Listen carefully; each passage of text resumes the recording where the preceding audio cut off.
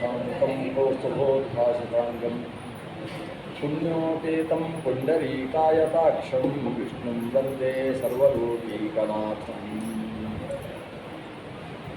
आपातालनभस्थलान्तर्वनब्रह्माण्डमाविस्फुरज्योतिष्पाटिकलिङ्गमौलिविलसत्पूर्णेन्दुवान्तामृतैः अस्तोकार्वतमेकमीशमनिशं रुद्रानुवाकाञ्जपन् ध्याये दीक्षितसिद्धये ध्रुवपदं विप्रोऽभिषिञ्चेत् शिवम्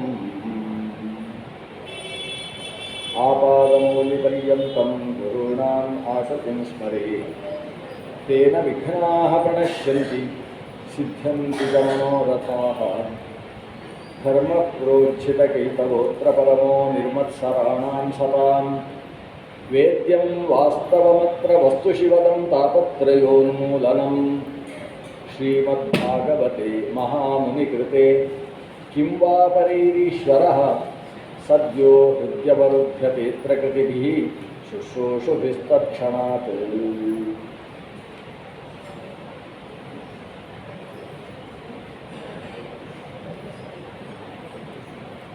ಭಗವಂತ ರುದ್ರ ಪ್ರಚೇತಸರಿಗೆ ಉಪದೇಶ ಮಾಡಿದ. ಯೋಗಾದೇಶವನ್ನು ಪಡೆದಂತಹ ಪ್ರಚೇತಸರು ಸಮುದ್ರಕ್ಕೆ ಸಾಗಿದರು. ಸಮುದ್ರದ ಮೇಲ್ಭಾಗದಲ್ಲಿ ಉದ್ರೇಕವಿದ್ದ ಕಾರಣದಿಂದ, ಶೋಭೆ ಇದ್ದ ಕಾರಣದಿಂದ ಸಮುದ್ರದ ಆಳಕ್ಕೆ ಇಳಿದರು. ಆಳದಲ್ಲಿ ಸಮುದ್ರ ಶಾಂತವಾಗಿರ್ತದೆ. ಅಡಿ ಭಾಗಕ್ಕೆ ಸಾಗಿ ಅಲ್ಲಿ ಕುಳಿತುಕೊಂಡು ದೀರ್ಘಕಾಲಿಕವಾದಂತಹ ನಾರಾಯಣನ ಬಗೆಗೆ ತಪಸ್ಸು ಮಾಡಿದರು. 10,000 ವರ್ಷ ತಪಸ್ಸು ಮಾಡಿದರು ಅಂತ ಭಾಗವತ ಹೇಳ್ತಾರೆ. ರುದ್ರದೇವರು ತಿಳಿಸಿಕೊಟ್ಟಂತಹ ಮಾರ್ಗದಲ್ಲಿ ಮಾಡಿದ ತಪಸ್ಸು. ಭಗವಂತ ಸಂಪ್ರೀತನಾಗಿ ತನ್ನನ್ನು ಮೇಲೋರಿದ. ದೇವರನ್ನು ಕಂಡಂತಹ ಪ್ರಚೇತಸರು ಆ ದೇವರ ಸೃಷ್ಟಿ ಮೊದಲಾದ ಪ್ರಕ್ರಿಯೆಗಳನ್ನು ಅನುಸಂಧಾನ ಮಾಡ್ತಾ ರುದ್ರದೇವರು ತಿಳಿಸಿಕೊಟ್ಟ ಮಾರ್ಗದಲ್ಲಿ ಭಗವಂತನನ್ನು ಸ್ತೋತ್ರ ಮಾಡಿದರು. ಭಗವಂತ ಅಲ್ಲಿಯ ತನಕ ತಪಸ್ಸು ಮಾಡಿದ.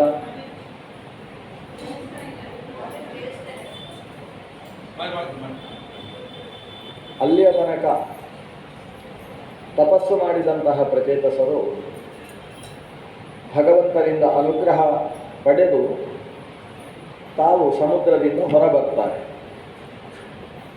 ಭಗವಂತ ಮಾಡಿದ ಅನುಗ್ರಹ ಏನು? ನೀವು 10,000 ವರ್ಷದ ತನಕ ಆತ್ಮನಿಗ್ರಹವನ್ನು ಮತ್ತು ಇಂದ್ರಿಯ ನಿಗ್ರಹವನ್ನು ಮಾಡಿಕೊಂಡು ನನ್ನ ಪ್ರೀತಿಗೋಸ್ಕರ ಸಾಧನೆ ಮಾಡಿದ್ದೀರಿ. ಮುಂದಕ್ಕೆ ಮದುವೆಯಾಗಿ ರಾಜ್ಯಭಾರವನ್ನು ನಡೆಸಿ ಪ್ರಜಾಪತಿಗಳ ಕರ್ತವ್ಯವನ್ನು ನಿರ್ವಾಹ ಮಾಡಿ ಅಂತ ಭಗವಂತ ನಿರ್ದೇಶನ ಕೊಟ್ಟ. ಹಾಗೆ ಅವರು ಸಮುದ್ರದಿಂದ ಹೊರಗೆ ಬರ್ತಾರೆ. ಹೊರಗೆ ಬರುವಾಗ ಅವರಿಗೆ ಹಸಿವು ಪ್ರಾರಂಭ ಆಗ್ತದೆ. 10,000 ವರ್ಷ ತಪಸ್ಸು ಮಾಡ್ತಾ ಇದ್ರು. ಯಾಕೆ ಅರ್ಥ ಆಗ್ತಾ ಇಲ್ಲ? ಯಾಕೆ ಕೇಳಿಸ್ತಾ ಇಲ್ಲ? ಹೇಗೆ ಕೇಳ್ತಾ ಇದ್ದಲ್ಲ?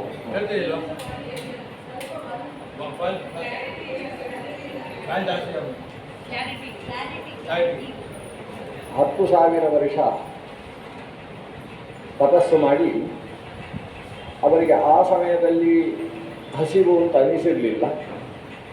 ಈಗ ತಪಸ್ಸು ಮುಗಿಸಿ ಹೊರಗೆ ಬರುವಾಗ ಅವರಿಗೆ ಹಸಿವು ಆಗುವುದಕ್ಕೆ ಪ್ರಾರಂಭ ಆಗ್ತದೆ. ಆದಷ್ಟು ಬೇಗ ಆಸ್ಥಾನಕ್ಕೆ ಹೋಗಬೇಕು, ಆಸ್ಥಾನದಲ್ಲಿ ಆಹಾರ ತಗೊಳ್ಳಬೇಕು ಅಂತ ಆಲೋಚನೆ ಮಾಡ್ತಾರೆ. ಆದರೆ ಸಮುದ್ರದ ತಟದಿಂದ ಹೊರಗೆ ಬರುವುದಕ್ಕೆ ಅವರಿಗೆ ಸಾಧ್ಯವಾಗುವುದಿಲ್ಲ. ಅಷ್ಟು ಗಾಢವಾಗಿ ಮರ ಗಿಡ ಮತ್ತು ಬಳ್ಳಿಗಳು ಬೆಳೆದು ಬಿಟ್ಟಿದ್ದಾರೆ. ಅತ್ಯಂತ ಎತ್ತರದ ವೃಕ್ಷಗಳು. ವೃಕ್ಷಗಳನ್ನು ಹಾರಿಕೊಂಡು ಹೋಗುವುದಕ್ಕೂ ಅವಕಾಶ ಇಲ್ಲ. ಅವುಗಳನ್ನು ಬದಿಗೆ ಸರಿಸಿ ನುಗ್ಗಿಕೊಂಡು ಹೋಗೋಣ ಅಂತ ಹೇಳಿದರೆ ಬಳ್ಳಿ ಮತ್ತು ಮುಳ್ಳು ಕಂಟಿಗಳು ಪರಸ್ಪರ ಮರಗಳನ್ನು ಸಂಬಂಧಗೊಳಿಸಿ ಮಧ್ಯದಲ್ಲಿ ನುಗ್ಗಿಕೊಂಡು ಹೋಗುವುದಕ್ಕೂ ಅವಕಾಶ ಇಲ್ಲದೆ ಇರುವ ಹಾಗೆ ಬೆಳೆದು ಬಿದ್ದಿದ್ದವು. ಹೇಗೆ ಇವರು ತಪ್ಪಿಸಿಕೊಂಡು ಬರುವುದು? ಅವರಿಗೆ ಈ ಮರಗಳನ್ನು, ಈ ಬಳ್ಳಿಗಳನ್ನು, ಇವುಗಳನ್ನು ನೋಡಿ ಸಿಟ್ಟು ಬರ್ತದೆ. ಬೇಗ ಆಸ್ಥಾನಕ್ಕೆ ಹೋಗಬೇಕು, ಆದರೆ ಈ ವೃಕ್ಷಗಳು ಅಡ್ಡದಿಡ್ಡವಾಗಿ ಬೆಳೆದು ತೊಂದರೆ ಮಾಡ್ತವೆ ಅಂತ ಸಿಟ್ಟು ಬರ್ತದೆ. ಸಿಟ್ಟು ಬಂದಂತಹ ಈ 10 ಜನ ತಾವು ಆ ಮರಗಳನ್ನು ಸಿಟ್ಟಿನಿಂದ ನೋಡ್ತಾರೆ. ಅವರ ಕಣ್ಣಿನಿಂದ ಅಗ್ನಿಜ್ವಾಲೆ ಬರುವುದಕ್ಕೆ ಪ್ರಾರಂಭ ಆಗ್ತದೆ. ಕಣ್ಣಿನಿಂದ ಅಗ್ನಿಜ್ವಾಲೆ, ತೆರೆದ ಬಾಯಿಯಿಂದ ಬೀಸತಕ್ಕಂತಹ ಗಾಳಿ, ಈ ಗಾಳಿ ಮತ್ತು ಅಗ್ನಿ ಎರಡೂ ಸೇರಿ ಆ ಇಡೀ ಕಾಡನ್ನು ಸುಡುವುದಕ್ಕೆ ಪ್ರಾರಂಭ ಮಾಡ್ತದೆ. ಅಂದರೆ ಸೃಷ್ಟಿಯ ಆರಂಭ ಇದು. ಪ್ರಜಾಪತಿ ಸುತರಾಗಿರ್ತಕ್ಕಂತಹ ಈ ಪ್ರಚೇತಸರು ಇನ್ನೂ ಸೃಷ್ಟಿ ಪ್ರಾರಂಭಿಸಬೇಕಷ್ಟೇ. ಸೃಷ್ಟಿ ಪ್ರಾರಂಭ ಆಗುವುದಕ್ಕಿಂತ ಮುಂಚೆ ವೃಕ್ಷಗಳ ಸೃಷ್ಟಿಯಾಗಿತ್ತು. ಭೂಮಿಯಲ್ಲಿ ಎಲ್ಲೆಡೆ ವ್ಯಾಪಿಸಿಬಿಟ್ಟಿತ್ತು. ಭೂಮಿಯಲ್ಲಿ ಎಷ್ಟು ಮರಗಿಡಗಳು ಇರಬೇಕು ಅಂತ ಲೆಕ್ಕಾಚಾರವೋ ಅದಕ್ಕಿಂತ 3 ಪಟ್ಟು 4 ಪಟ್ಟು ಜಾಸ್ತಿ ಕಾಡು ಬೆಳೆದು ಹೋಗಿತ್ತು. ಆ ಕಾಡು ನಾಶವಾಗುವಂತಹ ವ್ಯವಸ್ಥೆ ಈ ಪ್ರಚೇತಸರ ಮೂಲಕವಾಗಿ ನಡೆಯುತ್ತೆ. ಅವರ ಬಾಯಿಯಿಂದ ಗಾಳಿ, ಕಣ್ಣಿನಿಂದ ಬೆಂಕಿ ಬಂದು ಆ ಕಾಡೆಲ್ಲ ಭಸ್ಮವಾಗುವುದಕ್ಕೆ ಪ್ರಾರಂಭವಾಗ್ತದೆ. ಕಾಡು ಸುಟ್ಟು ಸುಟ್ಟು ಹೋಗ್ತಾ ಇದ್ದ ಹಾಗೆ ಮುಂದಕ್ಕೆ ಸಾಗ್ತಾ ಇರುವ ಕಾಡ್ಗಿಚ್ಚಿನ ಹಿಂಭಾಗದಲ್ಲಿ ನೆಲ ಎಲ್ಲ ಕಪ್ಪು ಆಗ್ತಾ ಬಂದಿದೆ. ನೆಲವನ್ನು ಕಪ್ಪು ಮಾಡಿಕೊಂಡು ಸಾಗುವ ಬೆಂಕಿಗೆ ಕೃಷ್ಣ ವರ್ಮ ಅಂತ ಹೆಸರು. ಕಪ್ಪಾದ ಮಾರ್ಗವನ್ನು ನಿರ್ಮಾಣ ಮಾಡುವ ಬೆಂಕಿಯಿಂದ ಅದರ ಬೆನ್ನು ಹತ್ತಿ 10 ಜನ ಬರ್ತಾ ಇದ್ದಾರೆ. ಬರ್ತಾ ಇರುವ ಹಾಗೆ ಅವರ ಕಣ್ಣಿನ ಬೆಂಕಿ ಇನ್ನಷ್ಟು ಪ್ರಜ್ವಲವಾಗ್ತಾ ಇದೆ. ವೃಕ್ಷಗಳೆಲ್ಲ ನಾಶವಾಗಿ ಹೋಗ್ತಾ ಇದೆ. ಇದನ್ನು ನೋಡಿದಂತಹ ವೃಕ್ಷಗಳಿಗೆ ತಮ್ಮ ವಂಶವೇ ನಿರ್ವಂಶವಾಗ್ತದಲ್ವ ಅಂತ ವೃಕ್ಷಗಳಿಗೆ ಬೇಸರವಾಗಿದೆ. ವನಸ್ಪತಿಗಳು, ಔಷಧಿಗಳು ಅಂತ ಕರೆಸಿಕೊಳ್ಳುವ ವೃಕ್ಷಜಾತ ತಮ್ಮ ಅಧಿಪತಿಯಾದಂತಹ ಸೋಮನನ್ನು ಪ್ರಾರ್ಥನೆ ಮಾಡಿಕೊಳ್ತಾರೆ. ವೃಕ್ಷಗಳಿಗೆ ಚಂದ್ರ ಅಧಿಪತಿ. ವೃಕ್ಷಗಳಿಗೆಲ್ಲ ಚಂದ್ರ ಅಧಿಪತಿ. ಅಧಿಪತಿಯಾದ ಚಂದ್ರನನ್ನು ಕೈ ಮುಗಿದು ವೃಕ್ಷಗಳು ಪ್ರಾರ್ಥಿಸಿತು. ವೃಕ್ಷಗಳು ಕೈ ಮುಗಿಯುವುದು ಹೇಗೆ? ವೃಕ್ಷಗಳು ಅವುಗಳು ಪ್ರಾರ್ಥನೆ ಸಲ್ಲಿಸುವುದು ಹೇಗೆ? ಯಾಕಂದರೆ ವೃಕ್ಷಗಳಿಗೆ ಮಾತು ಬರುವುದಿಲ್ಲ. ಮನುಷ್ಯನಿಗೆ ಮಾತು ಬರ್ತದೆ, ಆದರೆ ಅವ ಪ್ರಾರ್ಥನೆ ಮಾಡುವುದಿಲ್ಲ. ವೃಕ್ಷಗಳಿಗೆ ಮಾತು ಬರುವುದಿಲ್ಲ, ಅವುಗಳಿಗೆ ಪ್ರಾರ್ಥನೆ ಮಾಡಬೇಕು ಅಂತುಂಟು ಮನಸ್ಸಲ್ಲಿ. ಮನುಷ್ಯನಿಗೆ ದೇವರು ಕಾಲು ಕೊಟ್ಟಿದ್ದಾನೆ, ಆದರೆ ಅವ ಪ್ರದಕ್ಷಿಣೆ ಹಾಕುವುದಕ್ಕೆ ಅವನಿಗೆ ಪುರುಸೊತ್ತಾಗುವುದಿಲ್ಲ. ವೃಕ್ಷಗಳಿಗೆ ಕಾಲು ಇಲ್ಲ, ಆದರೆ ಪ್ರದಕ್ಷಿಣೆ ಬರಬೇಕು ಅಂತ ಅದಕ್ಕೆ ಮನಸ್ಸುಂಟು. ಈಗ ಯಾವುದು ಇರುವುದಿಲ್ಲ ಅಂಥದ್ದು ಬೇಕು ಅಂತ ಎಲ್ರಿಗೂ ಅನಿಸೋದು. ದಡ್ಡರಿಗೆ ನಾನು ಬುದ್ಧಿವಂತ ಆಗಬೇಕು ಅಂತ ಅನಿಸ್ತಾ ಇರ್ತದೆ. ಬುದ್ಧಿವಂತನಿಗೆ ನನಗೆ ಇಷ್ಟು ಬುದ್ಧಿ ಕೊಟ್ಟದ್ದೇ ಮಿಸ್ಟಿಕು ದೇವರದ್ದು ಅಂತ ಅನಿಸ್ತಾ ಇರ್ತದೆ. ಈ ಬುದ್ಧಿ ಕೊಡದೇ ಹೋದರೆ ಎಷ್ಟು ಖುಷಿಯಾಗಿರ್ಬೋದಿತ್ತು. ಈ ಬುದ್ಧಿ ಜಾಸ್ತಿ ಆದ್ದರಿಂದ ರಾತ್ರಿ 12 ಗಂಟೆ ಆದರೂ ಕೆಲಸ ಮಾಡಿಸಿಕೊಳ್ತಾರೆ ಸಾಫ್ಟ್ವೇರ್ ಇಂಜಿನಿಯರ್ಸ್ ಅಂತ. ಇದೆಲ್ಲ ಸಮಸ್ಯೆ. ಬುದ್ಧಿ ಜಾಸ್ತಿ ಆದರೂ ಸಮಸ್ಯೆ. ಅವನಲ್ಲಿ ಏನು ಇಲ್ಲ ಅದರ ಬಗ್ಗೆ ಹಾತೊರೆಯುವುದು ಅನ್ನೋದು ಮನುಷ್ಯನ ಜಾಯಮಾನ. ಇದ್ದದ್ದರಲ್ಲಿ ತೃಪ್ತಿ ಅನ್ನೋದಿಲ್ಲ. ಆದರೆ ವೃಕ್ಷಗಳು ಹಾಗಲ್ಲ. ಕಾಲು ಕೊಡಲಿಲ್ಲ ಅಂತ ಅದಕ್ಕೆ ಬೇಸರ ಇಲ್ಲ, ಬಾಯಿ ಕೊಡಲಿಲ್ಲ ಅಂತ ಬೇಸರ ಇಲ್ಲ, ಕೈ ನೀಡಲಿಲ್ಲ ಅಂತ ಬೇಸರ ಇಲ್ಲ. ಕೈ ಇಲ್ಲ ಆದರೆ ನಮಸ್ಕಾರ ಮಾಡ್ತೇನೆ ಅಂತ ನಮಸ್ಕಾರ ಮಾಡುತ್ತಂತೆ ವೃಕ್ಷ. ಅದಕ್ಕೆ ಬಗ್ಗುವುದಕ್ಕೆ ಬೇಕಾದ ಶಕ್ತಿಯನ್ನೂ ದೇವರು ಕೊಡಲಿಲ್ಲ, ಬಗ್ಗುವುದಿಲ್ಲ. ಗಾಳಿ ಬಂದಾಗ ಬರ್ತದೆ, ಬಗ್ಗದೇ ಇದ್ದ ಮರ ಗಾಳಿಗೆ ಅಡ್ಡ ಬೀಳ್ತದೆ, ಬಗ್ಗಿದಂತಹ ತೃಣಗಳು ಬದುಕ್ತವೆ. ಆದರೆ ಬಗ್ಗುವುದರಿಂದ ಬದುಕು ಸಾಧ್ಯ ಅನ್ನುವುದನ್ನು ವೃಕ್ಷಗಳು ತೋರಿಸ್ತವೆ. ಆದರೆ ದೊಡ್ಡ ದೊಡ್ಡ ಮರಗಳಿಗೆ ಬಗ್ಗುವ ವ್ಯವಸ್ಥೆಯನ್ನು ಕೂಡ ದೇವರು ಕೊಟ್ಟಿಲ್ಲ. ಹಾಗಾಗಿ ಅದು ತನ್ನ ಮನಸ್ಸಿನಲ್ಲೇ ಭಗವಂತನನ್ನು ಚಿಂತಿಸಿಕೊಂಡು ಭಗವಂತನಿಗೆ ನಮಸ್ಕಾರಗಳನ್ನು ಮಾಡ್ತಾವಂತೆ ವೃಕ್ಷಗಳು. ಒಳಗಿಂದಲೇ ಯಾವುದೋ ದೊಡ್ಡ ಶಕ್ತಿ ಇದೆ, ಆ ಶಕ್ತಿ ನಮಗೆ ಇಷ್ಟನ್ನಾದರೂ ಕೊಟ್ಟಿದ್ದಾರಲ್ಲ ಅಂತ ದೇವರಿಗೆ ನಮಸ್ಕರಿಸಿತು. ನಮ್ಮ ವಂಶವನ್ನು ಉಳಿಸು ಸ್ವಾಮಿ ಅಂತ ಕೇಳಿಕೊಂಡು ವನಸ್ಪತಿಗಳ ಪತಿಯಾದಂತಹ ಚಂದ್ರ ವನಸ್ಪತಿಗಳ ಪ್ರಾರ್ಥನೆಗೆ ಹೋಗೊಟ್ಟು ತಾನು ಈ 10 ಜನ ಪ್ರಚೇತಸರ ಸನಿಹಕ್ಕೆ ಬರ್ತಾನೆ. ಬಂದು ಅವರಿಗೆ ಸಮಾಧಾನ ಮಾಡಿಕೊಳ್ಳಿ, ಕಣ್ಣಿನಿಂದ ಸುರಿಯತಕ್ಕಂತಹ ಬೆಂಕಿಯನ್ನು ನಂದಿಸಿಕೊಳ್ಳಿ ಅಂತ ಅವರಿಗೆ ನಿರ್ದೇಶನ ಕೊಡ್ತಾನೆ. ಆದರೆ ಚಂದ್ರ ಒಬ್ಬನೇ ಬರಲಿಲ್ಲ. ಬರುವಾಗ ಒಂದು ಸುಂದರಿಯಾದ ಹುಡುಗಿಯನ್ನು ಕರ್ಕೊಂಡು ಬರ್ತಾನೆ. ಆ ಹುಡುಗಿಯ ಹೆಸರು ಮಾರಿಷೆ ಎಂಬುದಾಗಿ. ಪ್ರಮುಲೋಚೆಯ ಮಗಳು. ಪ್ರಮುಲೋಚ ಅನ್ನುವ ಅಪ್ಸರ ಸ್ತ್ರೀಯ ಮಗಳಾದ ಮಾರಿಷೆಯನ್ನು ತಾನು ಕರ್ಕೊಂಡು ಬಂದಿದ್ದಾನೆ. ಈ 10 ಜನರಿಗೆ ತೋರಿಸ್ತಾನೆ, ನೀವು ಸಿಟ್ಟು ಮಾಡಿಕೊಳ್ಬೇಡಿ, ಇವಳನ್ನು ಬೇಕಾದರೆ ನೋಡಿ ಅಂತ. ಆ ಹುಡುಗಿಯನ್ನು ನೋಡಿದ ಕೂಡಲೇ ಇವರ ಕಣ್ಣಿನಲ್ಲಿದ್ದ ಬೆಂಕಿಯೆಲ್ಲ ತಂಪಾಯ್ತಂತೆ. ಅಂದರೆ ಇವರನ್ನು ತಂಪು ಮಾಡಿದ ಹುಡುಗಿ, ಅವಳಿಗೆ ಮಾರಿಷೆ ಅಂತ ಹೆಸರು. ಚಂದ್ರ ಹೇಳ್ತಾನೆ, ನೀವು ತಪಸ್ಸು ಮಾಡಿ ಹೊಟ್ಟೆಗೆ ಆಹಾರ ತೆಗೆದುಕೊಳ್ಳದೇ ಇದ್ದದರಿಂದ ನಿಮಗೆ ಇಷ್ಟು ಸಿಟ್ಟು ಬಂದಿದೆ. ಸಿಟ್ಟು ಮಾಡಿಕೊಳ್ಳಬಾರ್ದು ಅಂತಾದರೆ ಮದುವೆ ಮಾಡಿಕೊಳ್ಬೇಕು, ಅದಕ್ಕೋಸ್ಕರ ಹುಡುಗಿಯನ್ನು ಕರ್ಕೊಂಡು ಬಂದಿದ್ದೇನೆ ಅಂತ. ಆದರೆ ಮದುವೆ ಆಗುವಲ್ಲಿ ತನಕ ಸಿಟ್ಟು ಜಾಸ್ತಿ, ಮದುವೆ ಆದಮೇಲೆ ಎಲ್ಲ ಇಳಿದು ಹೋಗುತ್ತೆ ಅಂತ ಅರ್ಥ. ಇದನ್ನು ಚಂದ್ರ ಹೇಳ್ತಾನೆ, ಮೊದಲು ಮದುವೆ ಮಾಡಿಕೊಳ್ಳಿ, ಎಲ್ಲ ಸರಿಯಾಗ್ತದೆ ಅಂತ ಹೇಳ್ತಾರೆ. ಆದರೆ ಇವರು ವಿಚಾರಿಸಬೇಕಲ್ವ, ಮದುವೆ ಮಾಡಿಕೊಳ್ಳಿ ಅಥವಾ ಹುಡುಗಿಯನ್ನು ತಂದು ಕೂಡಲೇ ಮದುವೆಯ? ನಮ್ಮ ಅಪ್ಪನ ಹತ್ರ ಕೇಳಬೇಕು.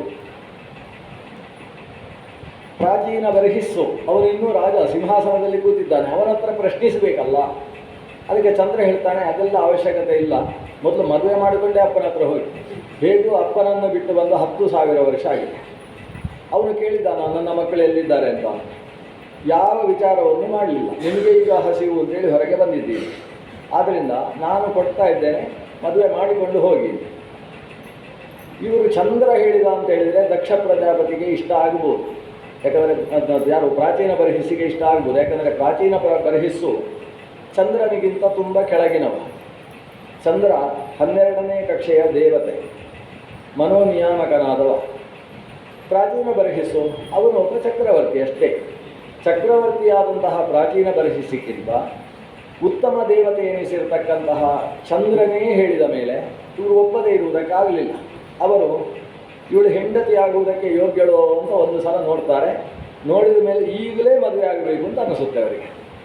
ಹಾಗಾಗಿ 10 ಜನರು ಕೂಡ ಚಂದ್ರನ ಸನ್ನಿಧಾನದಲ್ಲಿ ಆ ಒಬ್ಬಾಕೆಯನ್ನು ವಿವಾಹವಾಗ್ತಾರೆ, ಮಾರಿಷೆ. ಆದರೆ ವಿವಾಹವಾಗುವುದಕ್ಕಿಂತ ಮುಂಚೆ ಅವಳ ಕುಲಗೋತ್ರಗಳನ್ನು ಒಂದು ವಿಚಾರ ಮಾಡಿಕೊಳ್ತಾರೆ. ಚಂದ್ರನ ಹತ್ರ ಕೇಳ್ತಾರೆ, ಯಾರನ್ನು ಕರ್ಕೊಂಡು ಬಂದದ್ದು ನೀನು? ಈ ಹುಡುಗಿಯ ಅಪ್ಪ ಯಾರು, ಅಮ್ಮ ಯಾರು? ಅದಕ್ಕೆ ಚಂದ್ರ ಹೇಳಿದ, ಈ ಹುಡುಗಿ ನೀವಿಷ್ಟೊತ್ತು ಸುಡ್ತಾ ಇದ್ದೀರಲ್ಲ ಈ ಮರಗಳನ್ನು, ಆ ಮರಗಳ ಮಗಳು, ವೃಕ್ಷಗಳ ಮಗಳಾದ್ದರಿಂದ ಇವಳನ್ನು ವಾರ್ಕ್ಷಿ ಅಂತ ಕರೀತಾರೆ. ಇವಳನ್ನು ಮದುವೆ ಆದರೆ ಮರಗಳು ಸೇಫ್ ಆಗಿರ್ತವೆ ಅಂತ. ಅಂದರೆ ಈ ಮರಗಳದ್ದೇ ವ್ಯವಸ್ಥೆ ಇದೆ, ನಮಗೆ ಇವನಿಂದ ತೊಂದರೆ ಆಗ್ತಾ ಇದೆ, ಆದ್ದರಿಂದ ಇವನಿಗೆ ನಮ್ಮ ಮಗಳನ್ನೇ ಮದುವೆ ಮಾಡಿಕೊಟ್ರೆ ಆಮೇಲೆ ಸಮಸ್ಯೆ ಇಲ್ಲ ಅಂತ ವೃಕ್ಷಗಳು ಯೋಜನೆ ಹಾಕಿದ್ದಾರೆ. ವೃಕ್ಷದ ಮಗಳು ಅಂತ ಹೇಳುವುದರ ಜೊತೆಗೆ ಚಂದ್ರ ಹೇಳ್ತಾನೆ, ಇವಳು ಖಂಡುವಿನಿಂದ ಆವಿರ್ಭವಿಸಿದಂತಹ ಮಗಳು, ಖಂಡು ಮಹಾರಾಜನ ಮಗಳು. ಆವಾಗ ಇವರಿಗೆ ಖಂಡುವಿನ ಮಗಳು ಅಂತಾದರೆ ಅವ ಮದುವೆ ಆಗುವುದರಲ್ಲಿ ಅರ್ಥ ಇದೆ. ಯಾಕಂದರೆ ಅವನು ಕ್ಷತ್ರಿಯ ರಾಜ, ವಾನಪ್ರಸ್ಥ ಅಂತ ಅವನ ರಾಜ್ಯಭಾರವನ್ನೆಲ್ಲ ಮಕ್ಕಳ ಕೈಗೆ ಕೊಟ್ಟು ಅವನು ಮಹಾ ಸಂಧ್ಯಾವಂದನೆ ಮತ್ತು ದೇವರ ಪೂಜೆಯನ್ನು ಮಾಡ್ತಾ ಇದ್ದಂತಹ ವ್ಯಕ್ತಿ. ಅದನ್ನು ಬಹಳ ವಿಸ್ತಾರವಾಗಿ ನಡೆಸುವುದಕ್ಕೆ ರಾಜಸ್ಥಾನದಲ್ಲಿ ಅವಕಾಶ ಆಗುವುದಿಲ್ಲ. ನಾನು ಕಾಡಿನಲ್ಲಿ ಅನುಷ್ಠಾನ ಮಾಡ್ತೇನೆ ಅಂತ ಕಾಡಿಗೆ ಹೋದ. ಕಾಡಿನಲ್ಲಿ ಅದೇ ರೀತಿ ಅನುಷ್ಠಾನ ಮಾಡ್ತಾ ಇದ್ದ. ದೀರ್ಘಕಾಲಿಕವಾದಂತಹ ಸಂಧ್ಯಾವಂದನೆ, ಆಮೇಲೆ ದೇವರ ಪೂಜೆ, ಇದನ್ನು ಮಾಡಿದ ಮೇಲೆ ಅವನು ಮಧ್ಯಾಹ್ನದ ಭೋಜನ ಮಾಡ್ತಾ ಇದ್ದ. ಅದು 11:30 ಅಲ್ಲ, 4 ಗಂಟೆ. ಅವನು ಮಧ್ಯಾಹ್ನದ ಭೋಜನ 4 ಗಂಟೆಗೆ ಅವನ ಊಟ. ಯಾಕೆ ಅಂತ ಹೇಳಿದರೆ ಅವನು ಅಷ್ಟು ಅನುಷ್ಠಾನ. ಒಂದು ಮಾತುಂಟು, ಋಷಯ ದೀರ್ಘ ಸಂಧ್ಯಾತ್ವಾತ್ ದೀರ್ಘಮಾಯುರವಾಪ್ನುಯುತು. ಋಷಿಗಳು ದೀರ್ಘವಾದ ಸಂಧ್ಯೆಯನ್ನು ಮಾಡ್ತಾ ದೀರ್ಘಾಯುಷ್ಯವನ್ನು ಪಡೆದರು ಅಂತ. ಹಾಗೆ ಇವರು ದೀರ್ಘಕಾಲಿಕವಾದ ಸಂಧ್ಯೆಯನ್ನು ಮಾಡ್ತಾ ಗಾಯತ್ರಿಯನ್ನು ಸಹಸ್ರ ಸಂಖ್ಯೆಯಲ್ಲಿ ಜಪಿಸಿಕೊಂಡು ಅನುಷ್ಠಾನ ಮಾಡ್ತಾ ಇದ್ದಾನೆ ಖಂಡು. ಇದನ್ನು ದೇವೇಂದ್ರನಿಗೆ ನೋಡಿ ಅವನ ಸಿಂಹಾಸನ ಅಲುಗಾಡುವುದಕ್ಕೆ ಶುರುವಾಯಿತಂತೆ. ಇವನು ಸಂಧ್ಯಾವಂದನೆ ಮಾಡಿಯೇ ನನ್ನ ಸೀಟಿಗೆ ಬರ್ತಾನೆ ಅಂತ ದೇವೇಂದ್ರನಿಗೆ ಅನಿಸಿತು. ಅದಕ್ಕೋಸ್ಕರ ದೇವೇಂದ್ರ ಒಬ್ಬಳು ಅಪ್ಸರ ಸ್ತ್ರೀಯನ್ನು ಈತನ ಭಂಗಕ್ಕೋಸ್ಕರ, ಸಂಧ್ಯಾ ಭಂಗಕ್ಕೋಸ್ಕರ ಕಳಿಸಿಕೊಡ್ತಾನೆ. ಅವಳ ಹೆಸರು ಪ್ರಮ್ಲೋಚೆ ಅಂತ. ಪ್ರಮ್ಲೋಚೆ ಬರ್ತಾಳೆ. ಅವಳು ಬಂದು ಮೊದಲು ಇವನಿಗೆ ದೇವರ ಪೂಜೆಗೆ ಬೇಕಾದ ಎಲ್ಲ ರೀತಿಯ ಸಾಹಿತ್ಯ ಸಂಭಾರಗಳನ್ನು ಸಿದ್ಧಪಡಿಸ್ತಾಳೆ. ಕಾಡಿನಲ್ಲಿದ್ದ ಪರಿಮಳಿತವಾದ ಮಲ್ಲಿಗೆಗಳು 8 ಬಗೆ, 8 ಬಗೆಯಾದ ಮಲ್ಲಿಗೆಗಳನ್ನೂ ಹುಡುಕಿ ತಂದು, ಜಾತಿ ಮಲ್ಲಿಗೆ ಅಂತಂದು ಜಾಜಿಯಿಂದ ಕರೀತಾರೆ, ಜಾಜಿಯಿಂದ ಹಿಡ್ಕೊಂಡು ಗುಂಡು ಮಲ್ಲಿಗೆಯ ತನಕ ವಿಭಿನ್ನ ಸೌರಭ್ಯದಿಂದ ತುಂಬಿದಂತಹ ಮಲ್ಲಿಗೆಗಳನ್ನೆಲ್ಲ ತಂದು ಪ್ರತ್ಯೇಕ ದೊನ್ನೆಗಳಲ್ಲಿ ಕಮಲಪತ್ರದಿಂದ ದೊನ್ನೆಯನ್ನಾಗಿಸಿ ಆ ದೊನ್ನೆಯಲ್ಲಿ ತಂದು ಇಡ್ತಾಳಂತೆ ಪೂಜೆಗೆ. ತುಳಸಿ ಮೊದಲಾದಂತಹ ನಾನಾ ಬಗೆಯ ಪತ್ರಗಳು, ದೂರ್ವಾ ಪತ್ರದಿಂದ ಹಿಡ್ಕೊಂಡು ತುಳಸಿ ಪತ್ರದ ತನಕ ವಿಭಿನ್ನ ಬಗೆಯದ್ದಾದ ಪತ್ರಗಳನ್ನು ಪೂಜೆಗೋಸ್ಕರ ಸಿದ್ಧಪಡಿಸ್ತಾಳೆ. ಪೂಜೆಗೆ ಬೇಕಾದಂತಹ ಸುಗಂಧಗಳನ್ನು ಗಂಧ ಕೇಸರಿ ಪ್ರಭೃತಿಗಳನ್ನೆಲ್ಲ ಸಿದ್ಧಪಡಿಸ್ತಾಳೆ. ದೇವಲೋಕದ ಸೌಗಂಧ್ಯ ಸೆಂಟುಗಳನ್ನೆಲ್ಲ ದೇವರೇ ಪೂಜೆಗೋಸ್ಕರ ಸಿದ್ಧಪಡಿಸ್ತಾಳೆ. ಪೂಜೆ ಆದ ಮೇಲೆ ಇವನು ಅದನ್ನು ಪ್ರಸಾದ ರೂಪದಲ್ಲಿ ಅಲ್ಲಿ ಇಟ್ಟಿದ್ರೆ ಇವಳೇ ಬಂದು ಅವನ ಮೇಗೆ ಹಚ್ಚುವ ಕೆಲಸ ಎಲ್ಲ ಮಾಡ್ತಾಳೆ. ಭಾರೀ ಸೇವೆ ಪ್ರಾರಂಭಿಸಿದ್ದಾಳೆ.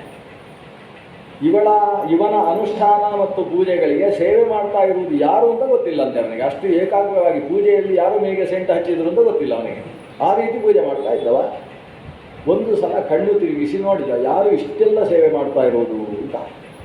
ನೋಡಿದ ಮೇಲೆ ಮದುವೆ ಆಗಬೇಕು ಅಂತ ಅನಿಸಿತು ಅವನಿಗೆ. ಎಲ್ಲಿ ಶಚಿಭೂತಿ ಆದ ಮೇಲೆ ಹೋದದ್ದವ ಕಾಡಿಗೆ. ಕಾಡಿನಲ್ಲಿ ಹೋಗಿ ಅನುಷ್ಠಾನ ಪ್ರಾರಂಭ ಮಾಡಿದವ.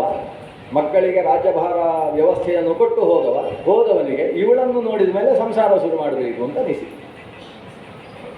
ಆಕೆ ಹತ್ರ ಕೇಳ್ತಾನೆ, ನನ್ನ ಜೊತೆಗೆ ಸಂಸಾರ ಮಾಡುವುದಕ್ಕೆ ಸಿದ್ಧವೋ?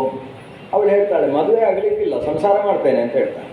ಅವಳು ಅಪ್ಸರ ಸ್ತ್ರೀ, ಸಂಸಾರಕ್ಕೆ ಸಿದ್ಧ ಅಂತ ಹೇಳ್ತಾಳೆ. ಹಾಗೆ ಆಕೆಯಿಂದ ಮೋಹಿತನಾದ ಇವ ಅವಳ ಜೊತೆಗೆ ಸಂಸಾರ ಪ್ರಾರಂಭ ಮಾಡ್ತಾನೆ. ಕಾಡಿನಲ್ಲಿ ಸಂಸಾರ ಶುರು ಮಾಡಿ ಅದು ಎಷ್ಟು ದಿವಸ ಆಗಿದೆ ಗೊತ್ತಿಲ್ಲ. ಒಂದು ದಿವಸ ಬೆಳಗ್ಗೆ ಸೂರ್ಯೋದಯ ಆದಾಗ ಹೇಳ್ತಾರೆ.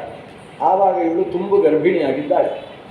ತುಂಬು ಗರ್ಭಿಣಿಯಾದಂತಹ ಪ್ರಮ್ಲೋಚೆಯ ಜೊತೆಗೆ ಬೆಳಗ್ಗೆ ಎದ್ದವ ತಾನು ಸ್ನಾನಕ್ಕೆ ಹೋಗುವ ಕಮಂಡಲು ಹಿಡ್ಕೊಂಡು ನಾನು ಸ್ನಾನಕ್ಕೆ ಹೊರಡ್ತೇನೆ ಅಂತ ಹೊರಟಾಗ ಇವಳು ಕೇಳ್ತಾಳೆ, ಯಾವ ಕಡೆಗೆ ಹೋಗ್ತಾ ಇದ್ದೀರಿ, ಏನು ಕಥೆ ಅಂತ. ಇವ ಸಂಧ್ಯಾವಂದನೆಗೆ ಹೊರಟಿದ್ದೇನೆ ನಾನು, ನಿನ್ನೆ ಸಂಧ್ಯಾವಂದನೆ ಆಗಿದೆ, ಈಗ ಇವತ್ತಿನ ಸಂಧ್ಯಾವಂದನೆಗೋಸ್ಕರ ಹೊರಟಿದ್ದೇನೆ. ಇವಳು ನಕ್ಕು ಬಿಡ್ತಾಳೆ. ಅಲ್ಲ, ನನ್ನ ಜೊತೆಗೆ ಸಂಸಾರ ಶುರು ಮಾಡಿ 60,000 ವರ್ಷ ಆಯಿತು. ಈ 60,000 ವರ್ಷ ಸಂಧ್ಯಾವಂದನೆಯ ನೆನಪೇ ಆಗಲಿಲ್ಲ, ನಿಮಗೆ ಇವತ್ತು ನೆನಪಾಗ್ತಾ ಉಂಟಲ್ವ? ಈ ಅಪ್ಸರೆಯರನ್ನು ಮದುವೆ ಆದರೆ ಇದು ಸಮಸ್ಯೆ ಆಗುತ್ತೆ. ಇವನಿಗೆ ಅಷ್ಟು ಒಂದು ದಿನವೂ ಕೂಡ ಸಂಧ್ಯಾವಂದನೆ ದೇವರ ಪೂಜೆ ಬಿಡದೇ ಇದ್ದವನಿಗೆ ಪ್ರಮ್ಲೋಚೆಯ ಜೊತೆಗೆ ವಿವಾಹವಾದ ಮೇಲೆ ಸಂಸಾರದಲ್ಲಿ ಕಾಲ ಕಳೆದದ್ದೇ ಗೊತ್ತಾಗಲಿಲ್ಲ. ಅವನಿಗೆ ಕಣ್ಣಲ್ಲಿ ಧಾರಾಕಾರವಾಗಿ ನೀರು ಬರ್ತದೆ. ಅವನು ಹೇಳ್ತಾನೆ, ಈಗ ಅರ್ಥ ಆಯಿತು ನನಗೆ, ನಿನ್ನನ್ನು ಬರೀ ದೇವೇಂದ್ರ ಕಳಿಸಿಕೊಟ್ಟದ್ದಲ್ಲ, ಜೊತೆಗೆ ಮನ್ಮಥನೂ ನಿನ್ನ ಜೊತೆಗೆ ಬಂದಿದ್ದಾನೆ. ಅವನು ನನ್ನ ಮನಸ್ಸನ್ನು ಮಥನ ಮಾಡಿ ನನಗೆ ಅರ್ಥವಾಗದೇ ಇರುವ ಹಾಗೆ ನನ್ನನ್ನು ಸಂಸಾರದಲ್ಲಿ ದಬ್ಬಿ ಹಾಕಿದ ನೋಡು. ನಿನ್ನದ್ದು ತಪ್ಪು ಅಂತ ಹೇಳಲಿಕ್ಕೆ ಸಾಧ್ಯ ಇಲ್ಲ, ಯಾಕಂದರೆ ನೀನಾಗಿಯೇ ಈ ಕೆಲಸ ಮಾಡಿದ್ದಲ್ಲ. ದೇವೇಂದ್ರ ಕಾಮರಿಂದ ಪ್ರೇರಿತಳಾಗಿ ಮಾಡಿರುವ ಕೆಲಸ. ಹಾಗೆ ಅಂತೇಳಿ ಅವರಿಗೆ ಶಾಪ ಕೊಡೋಣ ಅಂದರೆ ಅವರು ನನಗೆ ವರ ಕೊಡ್ತಕ್ಕಂಥವ್ರು. ಅವರ ಪರೀಕ್ಷೆಯಲ್ಲಿ ನಾನು ನಪಾಸಾದದ್ದು ನನ್ನ ತಪ್ಪೇ ಹೊರತು ಅವರನ್ನು ನಾನು ದೂರುವುದಕ್ಕೂ ಸಾಧ್ಯ ಇಲ್ಲ. ಸದ್ಯಕ್ಕೆ ನೀನು ಹೊರಡು ದೇವಲೋಕಕ್ಕೆ, ನಾನು ನನ್ನ ಅನುಷ್ಠಾನ ಪ್ರಾಯಶ್ಚಿತ್ತ ಅದರಲ್ಲಿ ತೊಡಗಿಕೊಳ್ತೇನೆ. ಆಗ ಅವಳು ಹೊಟ್ಟೆ ತೋರಿಸ್ತಾಳೆ, ನೋಡಿ ಹೀಗೆ, ಅದು ನಿನ್ನ ಜವಾಬ್ದಾರಿ ಅಂತ ಹೇಳಿಬಿಟ್ಟು ಅವಳು ಇವನ ಮುಂದೆಯೇ ಆ ಮಗುವನ್ನು ಹೆತ್ತು ಮರದ ಬುಡದಲ್ಲಿಟ್ಟು ಹೊರಟಲಂತೆ. ಮರದ ಬುಡದಲ್ಲಿದ್ದ ಆ ಹೆಣ್ಣು ಮಗುವನ್ನು ನೋಡಿದ ಇವ, ಸಂಬಂಧವೇ ಇಲ್ಲ ಅಂತ ಸೀದಾ ಸ್ನಾನಕ್ಕೆ ಹೋದ. ಕೊನೆಗೆ ಆ ಮಗುವನ್ನು ಯಾರು ಸಾಕಬೇಕು? ಅಮ್ಮ ಸ್ವರ್ಗಕ್ಕೆ ಹೋಗಿದ್ದಾಳೆ, ದಿವಂಗತ. ಇವನು ಸಂಧ್ಯಾವಂದನೆಗೆ ಹೊರಟಿದ್ದಾನೆ, ಮಗುವಿಗೆ ಯಾರು ಜವಾಬ್ದಾರಿ? ಆ ಮರಗಳು ಪಾಪ ತಮ್ಮ ಬುಡದಲ್ಲಿಟ್ಟಂತಹ ಆ ಹುಡುಗಿಯನ್ನು ತಮ್ಮ ಮರದಿಂದ ಸುರಿಯತಕ್ಕಂತಹ ತುಷಾರೋದಕ, ತುಷಾರ ಅಂದರೆ ಇಬ್ಬನಿಯ ನೀರನ್ನು ಅದರ ಬಾಯಿಗೆ ಬೀಳಿಸಿ ಬದುಕಿಸಿದುವಂತೆ. ಇಬ್ಬನಿಯ ನೀರಿನಲ್ಲಿ ಭಾರಿ ಶಕ್ತಿ ಇದೆ, ಅದು ಶುದ್ಧವಾದ ನೀರು. ಆ ಶುದ್ಧವಾದ ನೀರನ್ನು ಬಾಯಿಗೆ ಬೀಳಿಸಿ ಬದುಕಿಸುವುದು. ಆದರೂ ಅದರ ಶರೀರಕ್ಕೆ ಶಕ್ತಿ ಸಾಕಾಗಲಿಲ್ಲ. ಆ ಮಗು ಅಳುವುದಕ್ಕೆ ಪ್ರಾರಂಭಿಸಿತು.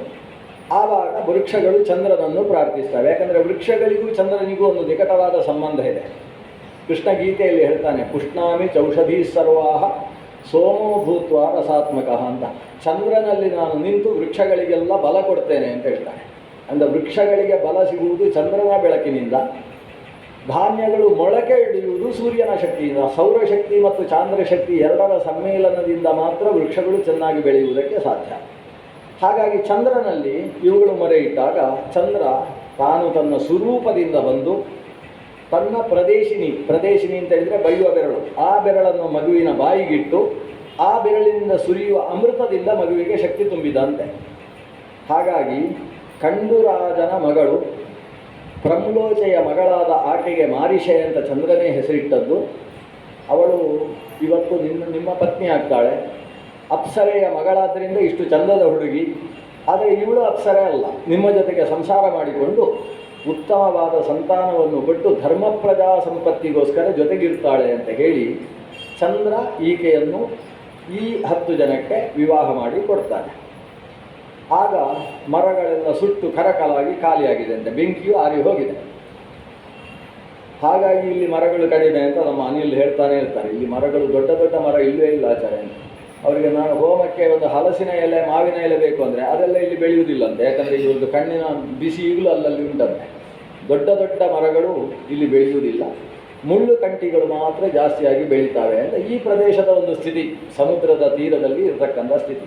ಸಾಮಾನ್ಯ ಸಮುದ್ರ ತೀರದಲ್ಲಿ ಚೆನ್ನಾಗಿ ಕೇರ ಆದರೂ ಬೆಳಿಬೇಕು. ಕೇರ ಅಂತ ಹೇಳಿದರೆ ನಾಲಿಕೇಲ, ತೆಂಗಿನ ಮರ ಆದರೂ ಚೆನ್ನಾಗಿ ಬೆಳಿಬೇಕು. ಇಲ್ಲಿ ಎತ್ತರದ್ದಕ್ಕೆ ಬೆಳೆಯುವುದಕ್ಕೆ ಅವಕಾಶ ಇಲ್ಲಂತೆ. ಈಗ ಅವತ್ತು ಪ್ರಚೇತಸು ಸುಟ್ಟು ಹಾಕಿದ್ದಾರೆ ಈ ಪ್ರದೇಶವನ್ನು ಅಂತ ಲೆಕ್ಕ. ಅಂದರೆ ವೃಕ್ಷಗಳು ಇಲ್ಲಿ ಇಲ್ಲ ಸಮುದ್ರ ತೀರದಲ್ಲಿ, ನಾರಾಯಣ ಸರಸ್ಸಿನ ಸುತ್ತಮುತ್ತ. ಈ ಪ್ರಚೇತಸರು ಅಲ್ಲಿಂದ ಹಾಗೆಯೇ ಸಾಗಿದರು. ತಮ್ಮ ಪತ್ನಿಯನ್ನು ಮುಂದಿಟ್ಟುಕೊಂಡು ಬರ್ತಾರೆ. ದಕ್ಷ ಯಾರು ಪ್ರಾಚೀನ ಬರ್ಹಿಯ ಹತ್ರ ಬರ್ತಾರೆ.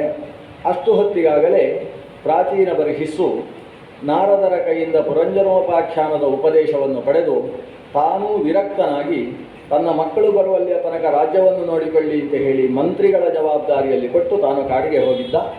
ಪ್ರಚೇತಸರು ಬಂದು ಮತ್ತೆ ರಾಜ್ಯಭಾರದ ಜವಾಬ್ದಾರಿಯನ್ನು ತೆಗೆದುಕೊಳ್ತಾರೆ. ಪ್ರಚೇತಸರಿಗೆ ಪತ್ನಿಯಾದಂತಹ ಈಕೆಯಲ್ಲಿ ಮಾರಿಷೆಯಲ್ಲಿ ಒಬ್ಬ ಮಗ ಹುಡ್ತಾನೆ. 10 ಜನಕ್ಕೆ ಒಬ್ಬ ಮಗ.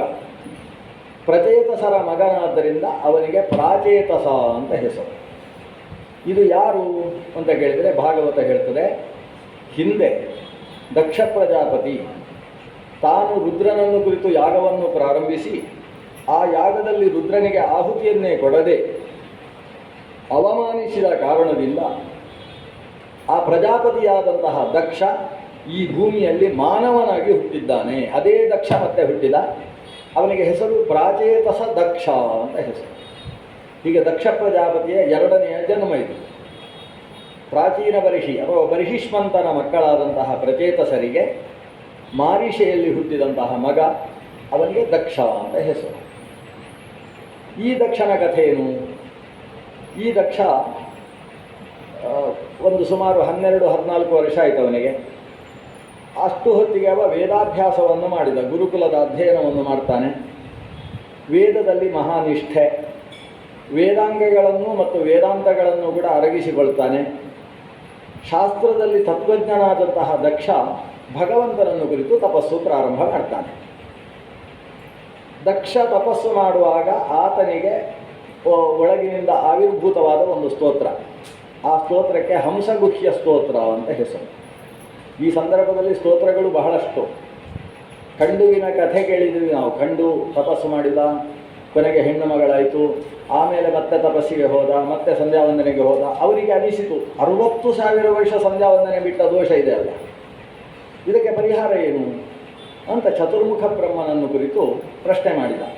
ಚತುರ್ಮುಖ ಅವನ ಮುಂದೆ ಪ್ರತ್ಯಕ್ಷನಾಗಿ ಹೇಳ್ತಾನೆ, ಒಂದು ಬ್ರಹ್ಮಪಾರ ಸ್ತೋತ್ರ ಅಂತಿದೆ, ಅದನ್ನು ನೀನು ಜಪಿಸು.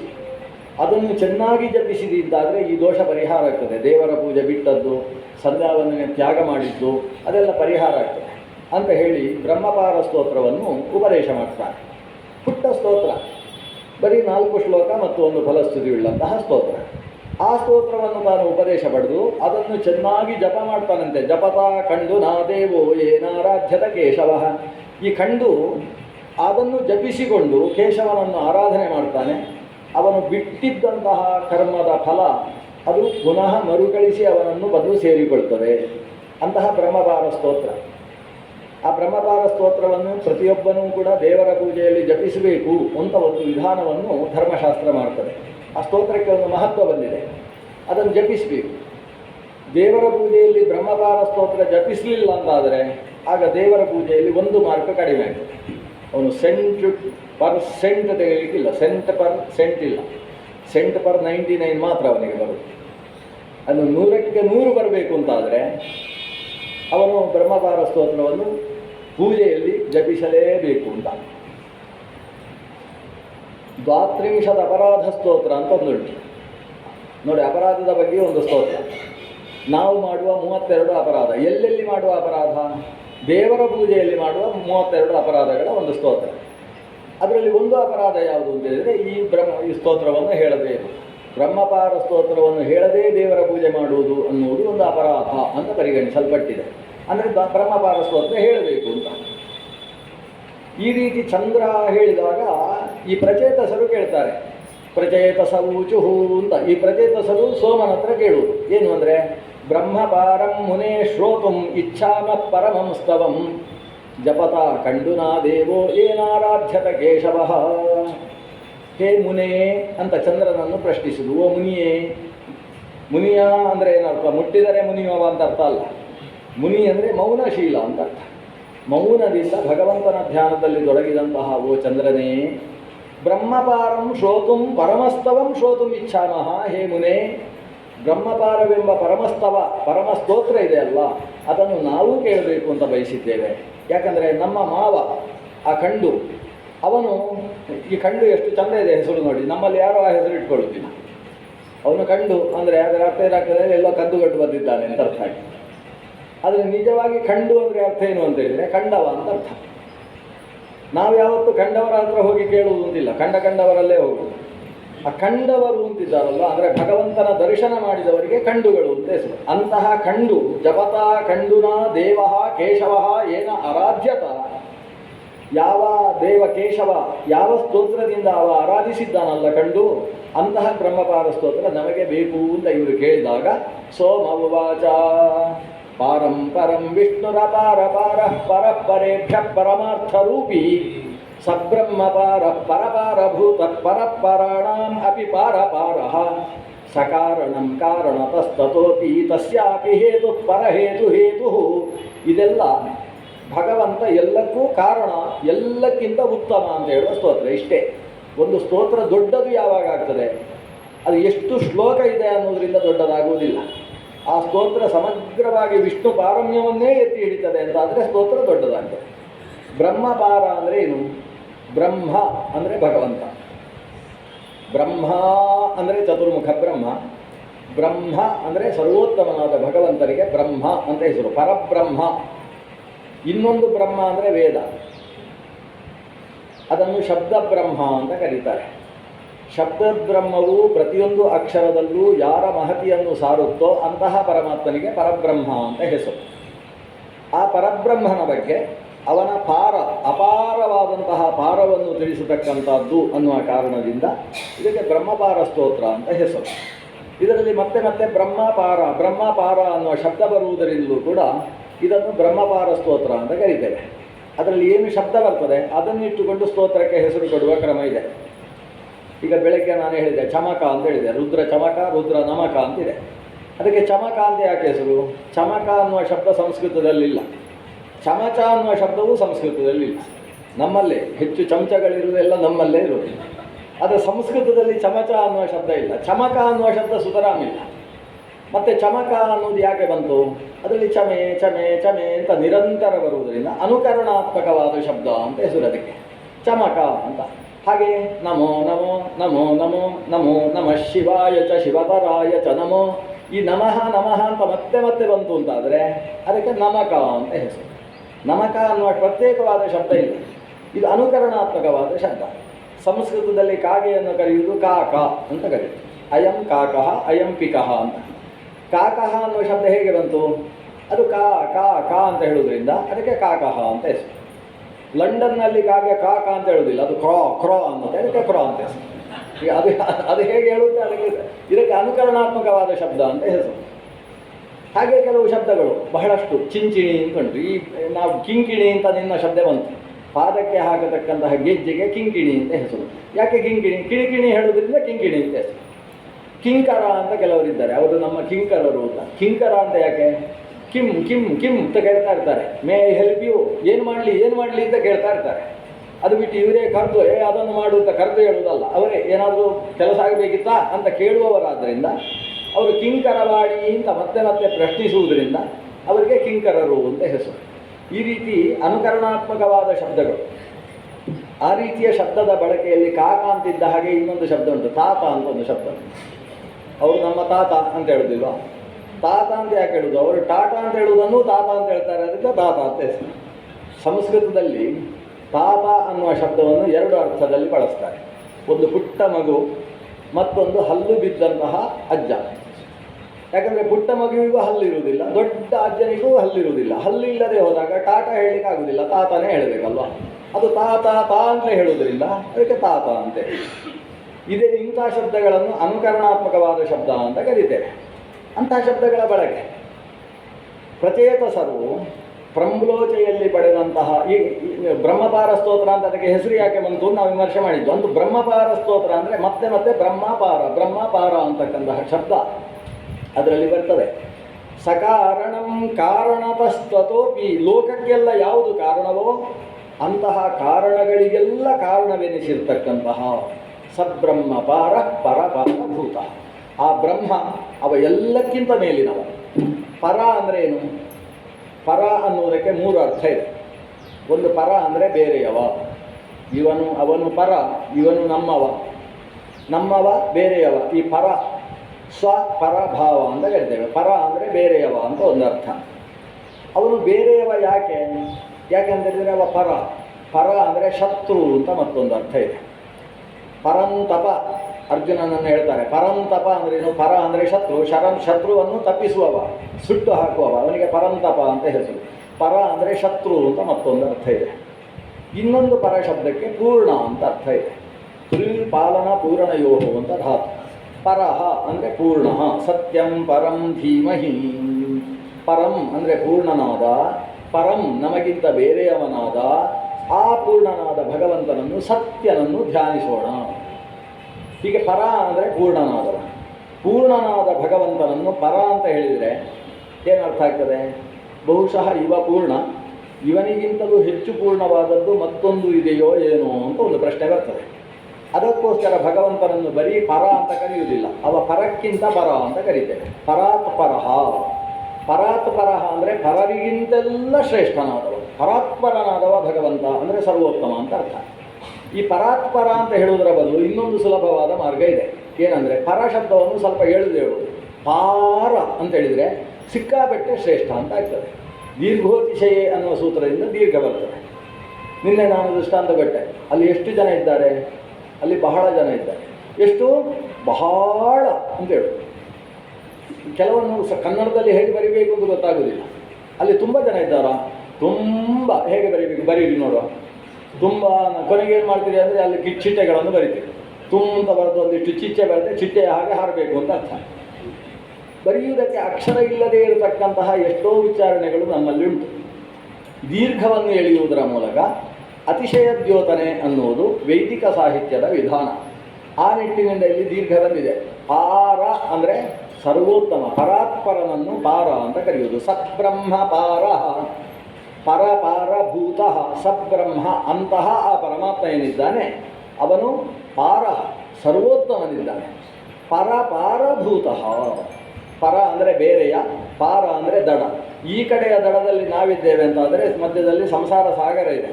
ಅದರ ಪರಪಾರ, ಆ ಕಡೆಯ ದಡ, ಅದು ಭಗವಂತನಿದ್ದಾನೆ. ಪರಪಾರಭೂತ ಪರಾಣಾಂ ಅಪಿ ಪಾರಪಾರ. ಲೋಕದಲ್ಲಿ ಶ್ರೇಷ್ಠರು ಅಂತ ಯಾರ್ಯಾರಿದ್ದಾರೆ ಅವರೆಲ್ಲರಿಗಿಂತಲೂ ಶ್ರೇಷ್ಠರಿಗಿಂತ ಶ್ರೇಷ್ಠ. ಇದು ಎಷ್ಟು ಹೇಳಿದರೂ ಮುಗಿಯುವುದಿಲ್ಲ. ಶ್ರೇಷ್ಠರಿಗಿಂತ ಶ್ರೇಷ್ಠರಾದವರಿಗಿಂತ ಶ್ರೇಷ್ಠ. ಅದು ಪರಪಾರಭೂತ ಅಂತ, ಎಲ್ಲಕ್ಕಿಂತ ಶ್ರೇಷ್ಠ. ಮಧ್ವಾಚಾರ್ಯರು ಇಂತಹ ಶಬ್ದಗಳನ್ನೇ ಬಳಸ್ತಾರೆ. ನಾನು ಭಗವಂತನನ್ನು ನಮಿಸ್ತೇನೆ. ನಮೋ ವರವರಾಯತೆ, ವರರಿಗಿಂತ ವರನಾದ ಅವರಿಗೆ ನಮಸ್ಕಾರ. ಪ್ರೇಷ್ಠತಮಸ್ಸದ, ಪ್ರೇಷ್ಠ ಅಂತ ಹೇಳಿದರೆ ಪರಮಪ್ರಿಯ ಅಂತ ಅರ್ಥ. ಪರಮಪ್ರಿಯರಿಗಿಂತ ಪರಮಪ್ರಿಯ ಅನ್ನುವ ಶಬ್ದಗಳನ್ನೆಲ್ಲ ಆಚಾರ್ಯರು ಬಳಸ್ತಾರೆ. ಆ ಕ್ರಮದಲ್ಲಿ ಬ್ರಹ್ಮಪಾರ ಸ್ತೋತ್ರ ಇದೆ. ಆ ಸ್ತೋತ್ರವನ್ನು ಪ್ರಚೇತಸ ಮತ್ತು ಸೋಮರು ಸಂವಾದದ ಮೂಲಕವಾಗಿ ಖಂಡುವಿನಿಂದ ಬಂದದ್ದನ್ನು ಪ್ರಚೇತಸರು ಪಡಿತಾರೆ. ಆ ಸ್ತೋತ್ರವನ್ನು ನಾವು ಇವತ್ತು ಕೂಡ ದೇವರ ಪೂಜೆಯ ಮಧ್ಯದಲ್ಲಿ ಪಠಿಸತಕ್ಕಂಥದ್ದು. ಅದು ಈ ಪ್ರಕರಣಕ್ಕೆ ಸಂಬಂಧಪಟ್ಟಂತಹ ವಿಷಯ. ವಸ್ತುತಃ ಭಾಗವತದಲ್ಲಿ ಬ್ರಹ್ಮಪಾರ ಸ್ತೋತ್ರ ಬರುವುದಿಲ್ಲ. ಬ್ರಹ್ಮಪಾರ ಸ್ತೋತ್ರ ಬ್ರಹ್ಮಾಂಡ ಪುರಾಣದಲ್ಲಿದೆ ಅಂತ ಉಲ್ಲೇಖ ಇದ್ದರೂ ಇವತ್ತಿನ ಬ್ರಹ್ಮಾಂಡ ಪುರಾಣದಲ್ಲಿ ಬ್ರಹ್ಮಪಾರ ಸ್ತೋತ್ರ ಸಿಗ್ತಾ ಇಲ್ಲ. ಸ್ಕಾಂದ ಪುರಾಣದಲ್ಲಿ ಸಿಗ್ತದೆ. ಅಂತೂ ಪುರಾಣದಲ್ಲಿ ಇರತಕ್ಕಂಥದ್ದೇ ಹೊರತು ಭಾಗವತದಲ್ಲಿ ಆ ಸ್ತೋತ್ರ ಕಾಣಿಸುವುದಿಲ್ಲ. ಖಂಡುವಿನ ಮಗಳಾದ ಪ್ರಮ್ಲೋಜೆಯ ಜೊತೆಗೆ ಸಂಸಾರ ಮಾಡಿ ಹುಟ್ಟಿದಂತಹ ಮಗಳು ಮಾರಿಷೆ ಅನ್ನುವುದು ಗೊತ್ತಾದ ಮೇಲೆ ವಿವಾಹವಾಯಿತು. ವಿವಾಹವಾದವರು ಪ್ರಾಚೀನ ಬರಿಹಿಯ ಊರಿಗೆ ಬಂದು ಮತ್ತೆ ರಾಜ್ಯಭಾರವನ್ನು ವಹಿಸಿಕೊಂಡಿದ್ದಾರೆ. ವಹಿಸಿಕೊಂಡು ಮಗನನ್ನು ಪಡೆದರು ದಕ್ಷನ ಆವಿರ್ಭಾವ ಆಯಿತು. ಈ ದಕ್ಷ ತಾನು ಮತ್ತೊಂದು ಸ್ತೋತ್ರ, ಯಾವುದದು ಹಂಸಗುಖ್ಯ ಸ್ತೋತ್ರ, ಅದರ ಬಗ್ಗೆ ನಾನು ಮುಟ್ಟುವುದಕ್ಕೆ ಹೋಗುವುದಿಲ್ಲ. ಬಹಳ ಸುಂದರವಾದ ಸ್ತೋತ್ರ ಅದು ಕೂಡ. ಅದು ಭಾಗವತದಲ್ಲೇ ಬಂದಿರತಕ್ಕಂತಹ ಸ್ತೋತ್ರ. ಹಂಸಗುಖ್ಯ ಸ್ತೋತ್ರದ ಮೂಲಕ ಭಗವಂತನನ್ನು ಸ್ತೋತ್ರ ಮಾಡ್ತಾನೆ. ಭಗವಂತ ಅವನಿಗೆ ಪ್ರತ್ಯಕ್ಷನಾಗಿ ಮದುವೆ ಮಾಡಿಸಿದ. ಇಲ್ಲಿ ದೇವರು ಮದುವೆ ಮಾಡಿಸುವುದರಲ್ಲಿ ಮಹಾನಿಷ್ಣಾತ. ಹಿಂದೆ ಪ್ರಮ್ಲೋಚೆಯ ಜೊತೆಗೆ ಮಾರಿಷೆಯ ಜೊತೆಗೆ ವಿವಾಹವಾಗಬೇಕಾದರೂ ಕೂಡ ಪ್ರಚೇತಸರಿಗೆ ಸಮುದ್ರದ ಆಳದಲ್ಲಿ ಪ್ರತ್ಯಕ್ಷನಾದ ಭಗವಂತ ಮುಂದಕ್ಕೆ ನಿಮಗೊಬ್ಬಳು ಹೆಣ್ಣು ಸಿಗ್ತಾಳೆ, ಒಬ್ಬಳೇ ಹೆಣ್ಣು ನಮಗೆ 10 ಬೇಕು ಅಂತ ಹಠ ಹಿಡಬೇಡಿ, ಒಬ್ಬಳ ಜೊತೆಗೆ 10 ಜನ ಮದುವೆಯಾಗಿ ಅಂತ ನಿರ್ದೇಶನ ಕೊಟ್ಟು ಮದುವೆ ಮಾಡಿಸಿದ್ದು. ಈಗ ಇಲ್ಲೂ ಕೂಡ ದಕ್ಷ ಪ್ರಜಾಪತಿಗೆ ಭಗವಂತ ಪ್ರತ್ಯಕ್ಷನಾದವ ಒಂದು ಹೆಣ್ಣನ್ನು ಕೊಟ್ಟು ಹೋದ. ಆ ಹೆಣ್ಣು ಯಾರು ಅಂತ ಪ್ರಶ್ನೆ ಕೇಳುವುದಕ್ಕೆ ಪುರುಸೊತ್ತೇ ಇಲ್ಲ, ಭಗವಂತ ಹೊರಟಾಯಿತು. ಆದರೆ ದೇವರೇ ಹೇಳಿ ಹೋಗುವಾಗ ಪಂಚಜನ ಅಂತ ಹೇಳುವಂತಹ ಒಬ್ಬ ಗಂಧರ್ವನ ಮಗಳು, ಇವಳನ್ನು ಪಂಚಜನನ ಮಗಳಾದ್ದರಿಂದ ಪಾಂಚಜನಿ ಅಂತ ಕರೀತಾರೆ. ಪಾಂಚಜನಿಯನ್ನೇ ನಾನು ಅಸಿಕ್ನಿ ಅಂತ ನಾಮಕರಣ ಮಾಡಿದ್ದೇನೆ, ಈ ಅಸಿಕ್ನಿಯ ಜೊತೆಗೆ ನೀನು ವಿವಾಹವಾಗು ಅಂತ. ಹಾಗೆ ದಕ್ಷ ಪ್ರಜಾಪತಿಗೆ 2ನೆಯ ಜನ್ಮದಲ್ಲಿ ಅಸಿಕ್ನಿಯ ಜೊತೆಗೆ ವಿವಾಹವಾಗ್ತದೆ. ಹಿಂದಕ್ಕೆ ಸ್ವಯಂಭುವ ಮನ್ವಂತರದಲ್ಲಿ ದಕ್ಷ ಪ್ರಜಾಪತಿಯ ಪತ್ನಿಯ ಹೆಸರು ಪ್ರಸೂತಿ ಅಂತ. ಅಲ್ಲಿ ಆಕೆಗೆ 16 ಜನ ಮಕ್ಕಳು, ಅದರಲ್ಲಿ ಕೊನೆಯವಳು ದಾಕ್ಷಾಯಿಣಿ ಸತಿ ಅಂತ ಬೆಳಗ್ಗೆ ಕಥೆ ಕೇಳಿದರು. ಈಗ ಚಾಕ್ಷುಷ ಮನ್ವಂತರದಲ್ಲಿ ಆವಿರ್ಭವಿಸಿದ ದಕ್ಷನಿಗೆ ಈಗ ಪತ್ನಿಯಾಗಿ ಬಂದವಳು, ಅವತ್ತು ಯಾರು ಪ್ರಸೂತಿಯೋ ಅವಳೇ ಇವತ್ತು ಅಸಿಕ್ನಿಯಾಗಿ ಹುಟ್ಟಿ ಬಂದಿದ್ದಾಳೆ. ಅಸಿಕ್ನಿಯ ಜೊತೆಗೆ ದಕ್ಷನಿಗೆ ವಿವಾಹವಾಗ್ತದೆ. ಮುಂದಕ್ಕೆ ಈ ಅಸಿಕ್ನಿ ನಮ್ಮ ಭಾರತ ದೇಶದಲ್ಲಿ ನದಿಯಾಗಿ ಹರಿಯತಕ್ಕಂಥವಳು. ಅಸಿಕ್ನಿಯಾಮ ರುದ್ರುಧೇ, ಋಗ್ವೇದದಲ್ಲಿ ಈಕೆ ಹೆಸರು ಬರ್ತದೆ. ಅವಳು ದಶಾರ್ಣ ದೇಶದಲ್ಲಿ ನದಿಯಾಗಿ ಹರಿತಾಳೆ ಅಂತ. ದಶಾರ್ಣ ಅಂದರೆ ಇವತ್ತಿನ ಪಂಜಾಬಿನಲ್ಲಿ ನಿಜವಾಗಿ 10 ನದಿ ಇದೆ, ಆದರೆ 5 ನದಿ ಇದೆ ಅಂತ ಅದಕ್ಕೆ ಹೆಸರಿಟ್ಟಿದ್ದಾರೆ. 5 ಪ್ರಧಾನವಾದ ನದಿ ಜೊತೆಗೆ 5 ಅದಕ್ಕೆ ಉಪನದಿಗಳು ಹರಿಯತಕ್ಕಂತಹ ಪಂಜಾಬ್ ಪ್ರದೇಶ. ಆ ಪ್ರದೇಶದಲ್ಲಿ ಅಸಿಕ್ನಿ ಮುಂದಕ್ಕೆ ನದಿಯಾಗಿ ಹರಿಯುವವಳು. ಅವಳ ಜೊತೆಗೆ ದಕ್ಷನಿಗೆ ವಿವಾಹವಾಗ್ತದೆ. ದಕ್ಷ ವಿವಾಹಿತನಾದ ಮೇಲೆ ಪತ್ನಿಯ ಜೊತೆಗೆ ಮತ್ತೆ ಹಂಸಗುಖ್ಯ ಸ್ತೋತ್ರದ ಪಠನ ಮಾಡ್ತಾನೆ. ದಂಪತಿಗಳು ಜೊತೆಗೆ ಸೇರಿಕೊಂಡು ಸ್ತೋತ್ರ ಪಾಠ ಮಾಡ್ತಾರೆ. ಅದರಿಂದ ಭಗವಂತ ಪ್ರೀತನಾಗ್ತಾನೆ. ಪ್ರೀತನಾಗಿ ಹೇಳ್ತಾನೆ, ನೀವು ಬಯಸಿದಷ್ಟು ಮಕ್ಕಳು ನಿಮಗೆ ಆಗಲಿ ಅಂತ ಒಂದು ವರ ಕೊಟ್ಟ ಮರು ದಿವಸ ದಕ್ಷನಿಗೆ 10,000 ಮಕ್ಕಳು ಹುಡ್ತಾರೆ. ಅದು ಹೇಗೆ ಅಂತ ಕೇಳಬೇಡಿ, ವರ ಅಂತ. ದಕ್ಷನಿಗೆ ಒಬ್ಬಳು ಪತ್ನಿ ಅಸಿಕ್ನಿ, ಆಕೆಯಲ್ಲಿ ದಕ್ಷನಿಗೆ 10,000 ಜನ ಮಕ್ಕಳು. ಈ 10,000 ಜನ ಮಕ್ಕಳಿಗೆ ಹೆಸರಿಡಬೇಕಲ್ವಾ? ಹೆಸರಿಡುವ ಕೆಲಸ ಕಷ್ಟ ಆಗಲಿಲ್ಲ ಅವನಿಗೆ. ಅವರು ಅಷ್ಟೂ ಹುಡುಗರಿಗೆ ಹರಿಯಶ್ವರು ಅಂತ ಹೆಸರಿಟ್ಟ. ಅಂದರೆ ಹರಿಯಶ್ವ ಏಕಂ, ಹರಿಯಶ್ವ ದ್ವೇ, ಹರಿಯಶ್ವ ತ್ರೀಣಿ. ಅದು ಬೆಂಗಳೂರಿನಲ್ಲಿ BTSಗಳಿಗೆ ನಂಬರ್ ಇದ್ದ ಹಾಗೆ ಇಲ್ಲಿ ಇಷ್ಟೂ ಜನರಿಗೂ ಹರಿಯಶ್ವರು ಅಂತ ಹೆಸರು. ಎಲ್ಲ ಒಂದೇ ಥರ ಇದ್ದಾರೆ. ಇವರು ಹೇಗೆ ಇವರ ಅಪ್ಪಂದಿರು ಪ್ರಚೇತಸರು ನೋಡಲಿಕ್ಕೆ 10 ಜನ ಒಂದೇ ಥರ ಒಂದೇ ಸ್ವಭಾವ ಹೇಗೋ ಹಾಗೆ ಈ 10,000 ಜನರು ಕೂಡ ಏಕ ಸ್ವಭಾವದ ಮಕ್ಕಳು ಹರಿಯಶ್ವರು. ಇವರು ಬೆಳೀತಾ ಇದ್ದಾರೆ. 16 ವರ್ಷ ದಾಟಿದವರಿಗೆ ಮದುವೆ ಮಾಡಬೇಕು ಅಂತ ದಕ್ಷ ಆಲೋಚನೆ ಮಾಡ್ತಾ ಇದ್ದಾನೆ. ಯಾಕಂದರೆ ನಮಗೆ ಪ್ರಜಾಪತಿಗಳ ಜವಾಬ್ದಾರಿ ಇದೆ. ಪ್ರಜಾಪತಿಗಳ ಕೆಲಸ ಏನು ಅಂತ ಹೇಳಿದರೆ ಈ ಭೂಮಿಯಲ್ಲಿ ಸೃಷ್ಟಿ ವಿಸ್ತಾರವಾಗುವ ಹಾಗೆ ಮಾಡುವುದು. ಹಿಂದಿನ ಕಾಲದಲ್ಲಿ ಈಗ ಕೆಲವು ಸಮಸ್ಯೆಗಳುಂಟು. ಈ ಕಾಲದ ಸಮಸ್ಯೆಗಳು ಭಾರತ ದೇಶದಲ್ಲಿ ಏನೇನು ಸಮಸ್ಯೆಗಳು ಅಂತ ಕೇಳಿದರೆ, ಒಂದು ಸಮಸ್ಯೆ ಜನಸಂಖ್ಯಾ ಸ್ಫೋಟ ಅನ್ನೋದು ಒಂದು ಸಮಸ್ಯೆ ಅಂತ ನಾವು ಹೇಳ್ತೇವೆ. ಯಾಕಂದರೆ ಇಷ್ಟೇ ಭೂಭಾಗದಲ್ಲಿ ಚೀನಾದ ಅರ್ಧದಷ್ಟು ಇಲ್ಲ. ಚೀನಾ ದೇಶದ ಅರ್ಧಕ್ಕಿಂತ ಕಡಿಮೆ ಇರುವ ಈ ಭೂಮಿಯಲ್ಲಿ ನಾವು ಚೀನಾ ದೇಶವನ್ನು ಮೀರಿಸಿ ಜನಬಲದಲ್ಲಿದ್ದೇವೆ ಅಂದರೆ ಎಂಥ ಅದ್ಭುತ ಅಲ್ವ ಅದು. ಆದ್ದರಿಂದ ಈ ದೇಶಕ್ಕೆ ಇಷ್ಟು ಜನಸಂಖ್ಯೆ ಬೇಕಾ? ಇದು ಹೀಗೆ ಬೆಳೀತಾ ಹೋಯಿತು ಅಂತಾದರೆ ಇನ್ನು 40 ವರ್ಷ ಆದಾಗ ಹೇಗಿರ್ತದೆ ಅಂತ ಊಹಿಸುವುದಕ್ಕೆ ಸ್ವಲ್ಪ ಕಷ್ಟ ಆಗ್ತದೆ. ಈ ಸರೋವರ ಇಷ್ಟಕ್ಕೂ ಉಳಿತದೋ ಅಂತಲೂ ಸಂಶಯ ಇದೆ. ಆ ರೀತಿ ಜನಸಂಖ್ಯೆ ಬೆಳೀತಾ ಉಂಟಲ್ವೋ ಅಂತ. ಆದರೆ ಈ ಸೃಷ್ಟಿಯ ಆರಂಭದಲ್ಲಿದ್ದ ಸಮಸ್ಯೆ ಏನು ಅಂದರೆ ಈ ದೇಶದಲ್ಲಿ ಜನವೇ ತುಂಬ್ತಾ ಇಲ್ವಲ್ಲ ಅಂತ ಸಮಸ್ಯೆ. ಅದಕ್ಕೋಸ್ಕರ ಪ್ರಜಾಪತಿಗಳನ್ನು ಚತುರ್ಮುಖ ನಿರ್ಮಾಣ ಮಾಡಿದ್ರು. ಈ ಪ್ರಜಾಪತಿಗಳ ಮೂಲಕ ಅಲ್ಲಲ್ಲಿ ಜನಸಂಖ್ಯಾ ವೃದ್ಧಿ ಆಗಬೇಕು ಅನ್ನೋದು ಉದ್ದೇಶ ಇತ್ತು. ಜನಸಂಖ್ಯೆ ಕ್ಷೀಣಿಸಿದ್ದರಿಂದ ಸಮಸ್ಯೆ ಏನಾಗಿತ್ತು ಅಂದರೆ ಎಲ್ಲ ಕಡೆ ಕಾಡು ಬೆಳೆಯುವುದು, ಎಲ್ಲಿ ನೋಡಿದರೆ ಅಲ್ಲಿ ಕಾಡುಗಳು ಕಾಣಿಸ್ತಾ ಇತ್ತು. ಕಾಡು ಜಾಸ್ತಿ ಆದ್ದರಿಂದ ಭೂಮಿಗೆ ಭಾರವಾಗ್ತಿತ್ತು. ಅದಕ್ಕೋಸ್ಕರ ಈ ಪ್ರಚೇತಸರು ಕಾಡು ಸುಟ್ಟದ್ದು ಯಾಕೆ? ಸುಟ್ಟ ಜಾಗದಲ್ಲಿ ಅಷ್ಟು ಸೃಷ್ಟಿ ಮಾಡಬೇಕು ಅಂತ ಸುಟ್ಟದ್ದು. ಆದರೆ ಸೃಷ್ಟಿ ಆಗ್ತಾ ಇಲ್ಲ. ಈಗ ದಕ್ಷ ಭಗವಂತನಿಂದ ವರ ಪಡೆದವ 10,000 ಮಕ್ಕಳನ್ನು ಸೃಷ್ಟಿಸಿದ. ಇಲ್ಲೊಂದು ಸಮಸ್ಯೆ ಏನು ಅಂತ ಹೇಳಿದರೆ 10,000 ಮಕ್ಕಳಿಗೆ 10,000 ಹೆಣ್ಣು ಮಕ್ಕಳನ್ನು ಯಾರೂ ಸೃಷ್ಟಿಸಲಿಲ್ಲ. ಇದು ಸಮಸ್ಯೆ ಆಗಿದೆ. ಈಗ ಅದಕ್ಕೇನಾದರೂ ಯೋಜನೆ ಮಾಡಬೇಕು. ಇನ್ನು ಮುಂದೆ ಇವರ ಮದುವೆಯ ಯೋಚನೆ ಅಂತೂ ದಕ್ಷ ಮಾಡಿ ಆಯಿತು. ಆದರೆ ಹೆಣ್ಣು ಸಿಗಬೇಕಲ್ವ 10,000 ಜನಕ್ಕೆ. ಅವರ ಅಪ್ಪನ ಹತ್ರ ಹೇಳಿದರು, ನೀವು ಹೆಣ್ಣು ಹುಡುಕ್ತಾ ಇರಿ, ನಾವು ಅಷ್ಟರಲ್ಲಿ ಸ್ವಲ್ಪ ಊರು ಸುತ್ತಾಡಿಕೊಂಡು ಬರ್ತೇವೆ. ಯಾಕಂದರೆ ನಾವು ಮದುವೆ ಆದಮೇಲೆ ಯಾವ ಊರಿನಲ್ಲಿ ಎಷ್ಟೆಷ್ಟು ಪ್ರಜಾ ಸೃಷ್ಟಿ ಮಾಡಬೇಕು ಅಂತ ಗೊತ್ತಾಗಬೇಕಲ್ವ. ಅದಕ್ಕೋಸ್ಕರ ಒಂದು ಸಲ ದೇಶ ಸಂಚಾರ ಮಾಡಿಕೊಂಡು ಬರ್ತೇವೆ ಅಂತ ಹೊರಟರು 10,000 ಜನ. ಅವರು ಹಾಗೆ ಸುತ್ತಾಡ್ತಾ ಮಾಹಿಷ್ಮತಿ ನಗರಕ್ಕೆ ಬರ್ತಾರೆ. ಮಾಹಿಷ್ಮತಿ ಅದು ಭಾರತ ದೇಶದ ಮಧ್ಯಭಾಗದಲ್ಲಿರ್ತಕ್ಕಂತಹ ಪಟ್ಟಣ. ಆ ಪಟ್ಟಣದಿಂದ ಹಾಗೆಯೇ ಸುತ್ತಾಡ್ತಾ ಪಶ್ಚಿಮ ಸಮುದ್ರದ ತೀರಕ್ಕೆ ಬರ್ತಾರೆ. ಪಶ್ಚಿಮ ಸಮುದ್ರ ತೀರದಲ್ಲಿ ಕೆಳಗೆ ಕಣ್ವ ಮಹರ್ಷಿಗಳ ತೀರ್ಥ ಇದೆ. ಅದು ಇವತ್ತು ಮಂಗಳೂರಿನ ಪಕ್ಕದಲ್ಲಿರತಕ್ಕಂತಹ ತೀರ್ಥ. ಆ ಕಣ್ಣು ತೀರ್ಥದಲ್ಲಿ ಹೋಗಿ ಸ್ನಾನ ಮಾಡಿ ಸಮುದ್ರ ಸ್ನಾನ ಮಾಡ್ತಾರೆ. ಅಲ್ಲಿ ಸಮುದ್ರ ಸ್ನಾನ ಮಾಡಿ ಆಮೇಲೆ ಹಾಗೇ ಗೋಕರ್ಣ ಮೊದಲಾದಂತಹ ಪ್ರದೇಶಕ್ಕೆ ಏರಿ ಬರ್ತಾ, ಆವಾಗ ನಮ್ಮ ಇವತ್ತಿನ ಬೊಂಬಾಯಿ ಇರಲಿಲ್ಲ. ಬೊಂಬಾಯಿ ಅನ್ನೋದಕ್ಕೆ ಪುಣ್ಯಪತ್ತನ ಅಂತ ಹೆಸರಿತ್ತು. ಆ ಪುಣ್ಯಪತ್ತನ ಅಂತ ಪುಣ್ಯನಗರಕ್ಕೂ ಬರ್ತಾರೆ. ಇವತ್ತು ಪುಣ್ಯ ಹೋಗಿ ಪೂನಾ ಅಂತಾಗಿದೆ. ಆ ಪುಣ್ಯಪತ್ತನವನ್ನು ದಾಟಿಕೊಂಡು ಮೇಲಕ್ಕೆ ಬರ್ತಾರೆ. ಸಮುದ್ರ ತೀರದಲ್ಲಿ ಬರ್ತಾ ಒಂದು ವಿಶಾಲವಾದ ಸರೋವರವನ್ನು ನೋಡ್ತಾರೆ. ಆ ಸರೋವರವನ್ನೇ ನಾರಾಯಣ ಸರೋವರ ಅಂತ ಕರೆಯೋದು. ಈ ಸಮುದ್ರ ತೀರದಲ್ಲಿರ್ತಕ್ಕಂತಹ ನಾರಾಯಣ ಸರೋವರಕ್ಕೆ ಬಂದವರು ಅಲ್ಲಿ ಯಾಕೋ ಅವರಿಗೆ ಒಂದು ವಾತಾವರಣ ಖುಷಿಯಾಗ್ತದೆ. ಇಲ್ಲಿ ಧರ್ಮ ಕರ್ಮಗಳಿಗೆ ವಿಶಿಷ್ಟ ಫಲ ಸಿಗ್ತದೆ ಅಂತ ಅವರ ಮನಸ್ಸು ಹೇಳುವುದಕ್ಕೆ ಪ್ರಾರಂಭ ಮಾಡಿತು.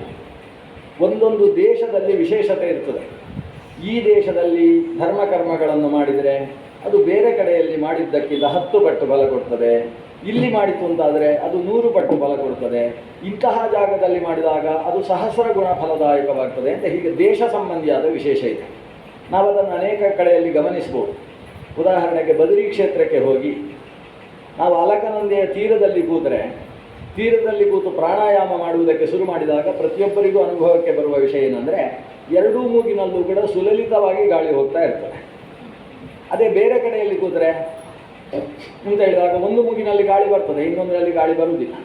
ಅದು ಕೆಲವು ಸಲ ಎಡದ್ದು ಮುಚ್ಚಿರ್ತದೆ, ಕೆಲವು ಸಲ ಬಲದ್ದು ಮುಚ್ಚಿರ್ತದೆ. ಯಾವಾಗ ಯಾವುದು ಮುಚ್ಚುತ್ತದೆ ಎಂದು ಗೊತ್ತಿಲ್ಲ. ಒಟ್ಟು ಆ ಕಡೆ ಈ ಕಡೆ ಯಾವುದೋ ಚಂದ್ರನಾಡಿ ಮತ್ತು ಸೂರ್ಯನಾಡಿಗಳಲ್ಲಿ ಪ್ರತಿಬಂಧ ಉಂಟಾಗತಕ್ಕಂಥದ್ದು ಮನುಷ್ಯನಿಗೆ ಅನುಭವಕ್ಕೆ ಬರ್ತದೆ. ಅದಕ್ಕೋಸ್ಕರ ಏನು ಮಾಡಬೇಕು ಅಂದರೆ ಒಂದಿಷ್ಟು ಹೊತ್ತು ಇಲ್ಲಿ ಒತ್ತಿ ಹಿಡ್ಕೊಳ್ಬೇಕು. ಯೋಗಶಾಸ್ತ್ರದಲ್ಲಿ ಹೇಳಿಕೊಡ್ತಾರೆ, ಇಲ್ಲಿಯ ನಾಡಿಯನ್ನು ಹೀಗೆ ಒತ್ತಿ ನೀವೊಂದು 4 ನಿಮಿಷ ಹಿಡ್ಕೊಂಡ್ರೆ 2 ಮೂಗು ಕ್ಲಿಯರ್ ಆಗ್ತದೆ, ನೇರ ಶ್ವಾಸೋಚ್ಛ್ವಾಸ ಆಗ್ತದೆ.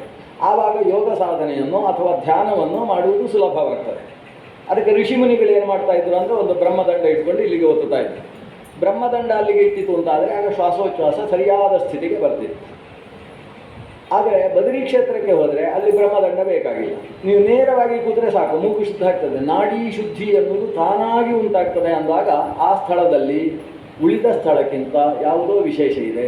ಅನುಷ್ಠಾನಕ್ಕೆ ಸಂಬಂಧಪಟ್ಟ ಒಂದು ವೈಬ್ರೇಷನ್, ಅದನ್ನು ಸಂಸ್ಕೃತ ಸಾಹಿತ್ಯದಲ್ಲಿ ಆ ಜಾಗದಲ್ಲಿರ್ತಕ್ಕಂಥ ದೈವೀ ಶಕ್ತಿ ಅಂತ ಕರೀತಾರೆ. ಈ ಭೂತಲಗತವಾದಂತಹ ದೈವೀ ಶಕ್ತಿ ವಿಶೇಷತೆ ಅಲ್ಲಿದೆ ಅಂತ ನಾವು ತೀರ್ಮಾನಿಸಬೇಕು.